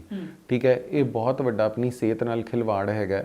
ਠੀਕ ਹੈ, ਦੇਖੋ ਇੱਕ ਕੋਈ ਵੀ ਜੇ ਪਲਾਸਟਿਕ ਸਰਜਨ ਜਾਂ ਡਰਮਾਟੋਲੋਜਿਸਟ ਹੈ ਜੋ ਹੇਅਰ ਟ੍ਰਾਂਸਪਲਾਂਟ ਕਰ ਰਿਹਾ, ਉਹਨੂੰ ਆਪਣਾ ਇੱਕ ਅੱਛਾ ਹੇਅਰ ਟ੍ਰਾਂਸਪਲਾਂਟ ਜਿਹਨੂੰ ਸਮਝ ਲਓ 3500 4000 ਗ੍ਰਾਫਟ ਹੈਗੇ ਹੈ ਜੇ ਉਹ ਕਰਕੇ ਦੇ ਰਿਹਾ ਤੁਹਾਨੂੰ, ਜੇ ਉਹ 20-25 ਰੁਪਏ ਗ੍ਰਾਫਟ ਤੋਂ ਲੈ ਕੇ 40-50 ਰੁਪਏ ਗ੍ਰਾਫਟ ਤੱਕ as per his setup and experience ਜੇ ਉਹ ਚਾਰਜ ਕਰ ਰਿਹਾ ਹੈ ਤੇ ਦੈਟ ਇਜ਼ ਐਡਿਕੁਏਟ। ਵੀ ਜੇ 20-25 ਰੁਪਏ ਗ੍ਰਾਫਟ ਤੋਂ ਲੈ ਕੇ 40-45-50 ਰੁਪਏ ਤੱਕ ਵੀ ਚਾਰਜ ਹੋ ਰਿਹਾ ਹੈ ਤੇ that is adequate enough for survival of that setup and giving good results.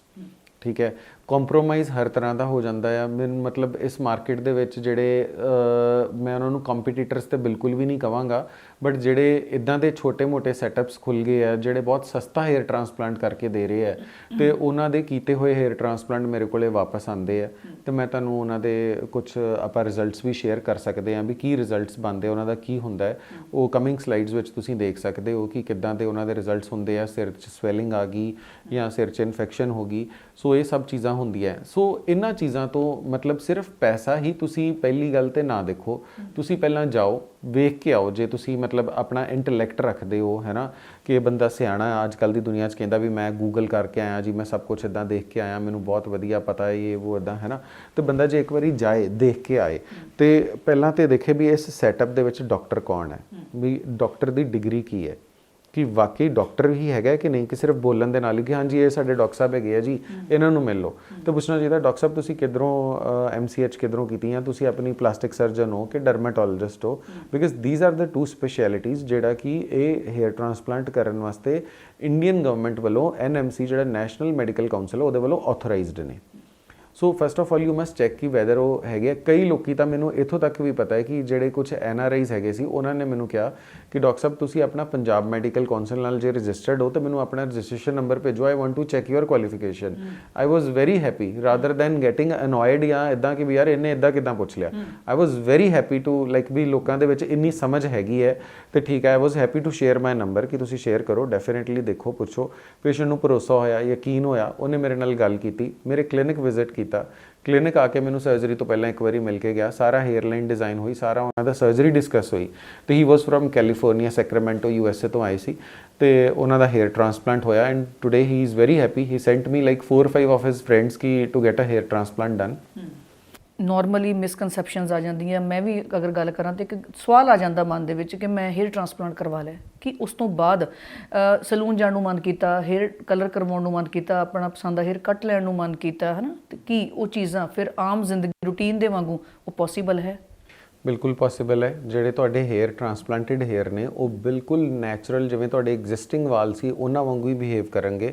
ਤੁਸੀਂ ਇਹਨਾਂ ਦਾ time to time haircut ਲਓਗੇ, ਤੁਸੀਂ ਉਸ ਤੋਂ ਬਾਅਦ ਇਹਨਾਂ ਨੂੰ ਕਲਰ ਵੀ ਕਰਾ ਸਕਦੇ ਹੋ, ਜਾਂ ਇੰਨਾ ਆਫਨਲੀ ਨਹੀਂ ਬਟ ਵਾਂਸ ਅ ਵਾਈਲ ਤੁਸੀਂ ਇਹਨਾਂ ਨੂੰ ਤੁਸੀਂ ਹੇਅਰ ਸਟ੍ਰੇਟਨਿੰਗ ਜਾਂ ਕੁਛ ਇੱਦਾਂ ਦਾ ਤੁਸੀਂ ਕੁਛ ਪ੍ਰੋਸੀਜਰ ਕਰਾਉਣਾ ਚਾਹੁੰਦੇ ਹੋ ਤੇ ਉਹ ਵੀ ਹੋ ਸਕਦਾ ਹੈ।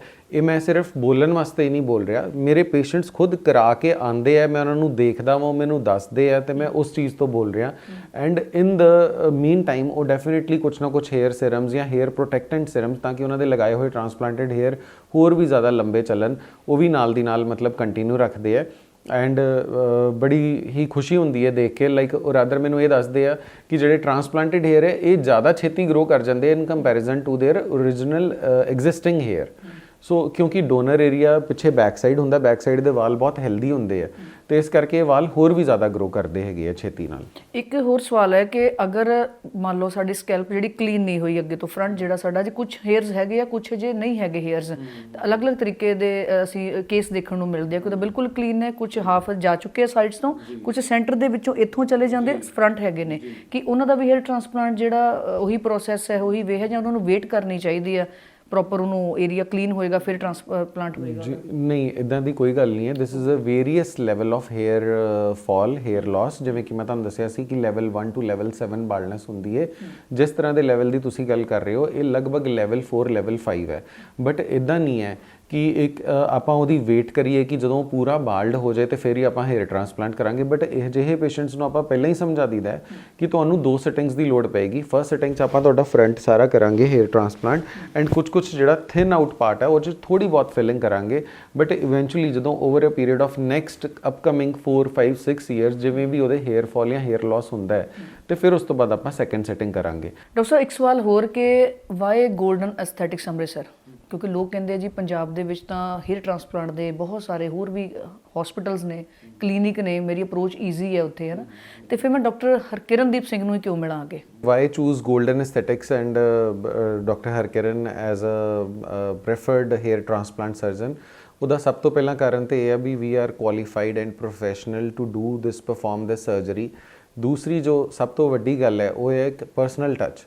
ਅਸੀਂ ਆਪਣੇ ਪੇਸ਼ੈਂਟ ਦੇ ਨਾਲ ਬਹੁਤ ਜ਼ਿਆਦਾ ਪਰਸਨਲ ਟੱਚ ਰੱਖ ਕੇ ਅਸੀਂ ਉਹਦੇ ਨਾਲ ਉਹਦੀ ਸਾਰੀ ਨੀਡਸ ਐਂਡ ਰਿਕੁਆਇਰਮੈਂਟ ਸਮਝ ਕੇ ਫਿਰ ਉਹਨੂੰ ਹੇਅਰ ਟ੍ਰਾਂਸਪਲਾਂਟ ਐਡਵਾਈਸ ਕਰੀਦਾ ਹੈ।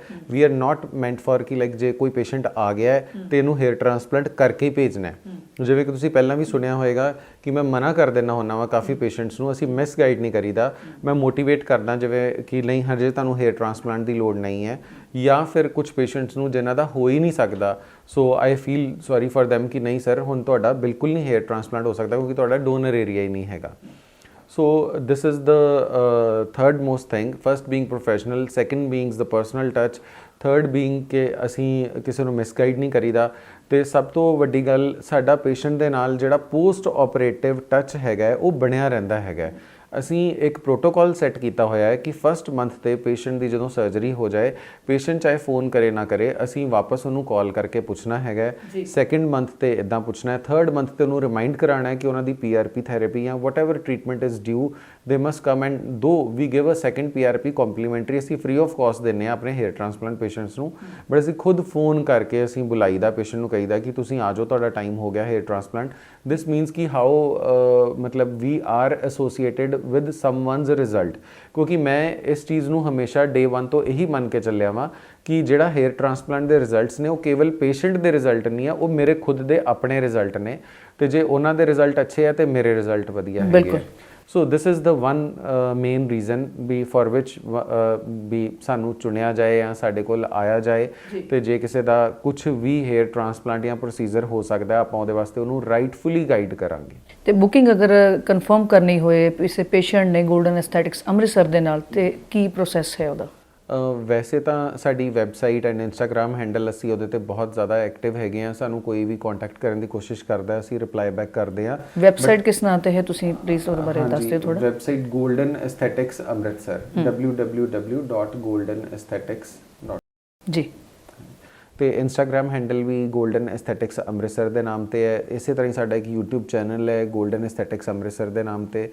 But apart from that we do have like 24/7 calling number, ਜਿਹਦੇ 'ਚ ਕਿ ਤੁਸੀਂ ਕਦੀ ਵੀ ਆਪਣਾ ਕਾਲ ਕਰੋ ਜਾਂ ਆਪਣਾ ਆਡੀਓ ਮੈਸੇਜ ਸੈਂਡ ਕਰ ਦਿਓ, ਬਿਕਾਜ਼ ਟਾਈਮ ਜ਼ੋਨਸ ਕਈ ਵਾਰੀ ਡਿਫਰੈਂਟ ਹੁੰਦੀਆਂ ਹੈ। ਕਿਉਂਕਿ ਸਾਡੇ USA, ਆਸਟ੍ਰੇਲੀਆ, ਕੈਨੇਡਾ ਤੋਂ ਜਦੋਂ ਕੋਈ ਪੇਸ਼ੈਂਟ ਸਾਨੂੰ ਅਪਰੋਚ ਕਰਦੇ ਹੈ, I tell them to call on this number, ਜਿਹੜਾ ਕਿ ਸਕਰੀਨ ਤੇ ਫਲੈਸ਼ ਵੀ ਹੋ ਰਿਹਾ ਹੈ। ਵੈਸੇ ਜੇ ਸੌਖੀ ਗੱਲ ਕਰੀਏ ਤੇ 80 70 500 900 ਇਸ ਨੰਬਰ ਦੇ ਉੱਤੇ ਉਹ ਕਦੀ ਵੀ ਕਾਲ ਕਰ ਸਕਦੇ ਹੈ, ਆਪਣਾ ਮੈਸੇਜ ਛੱਡ ਸਕਦੇ ਹੈ।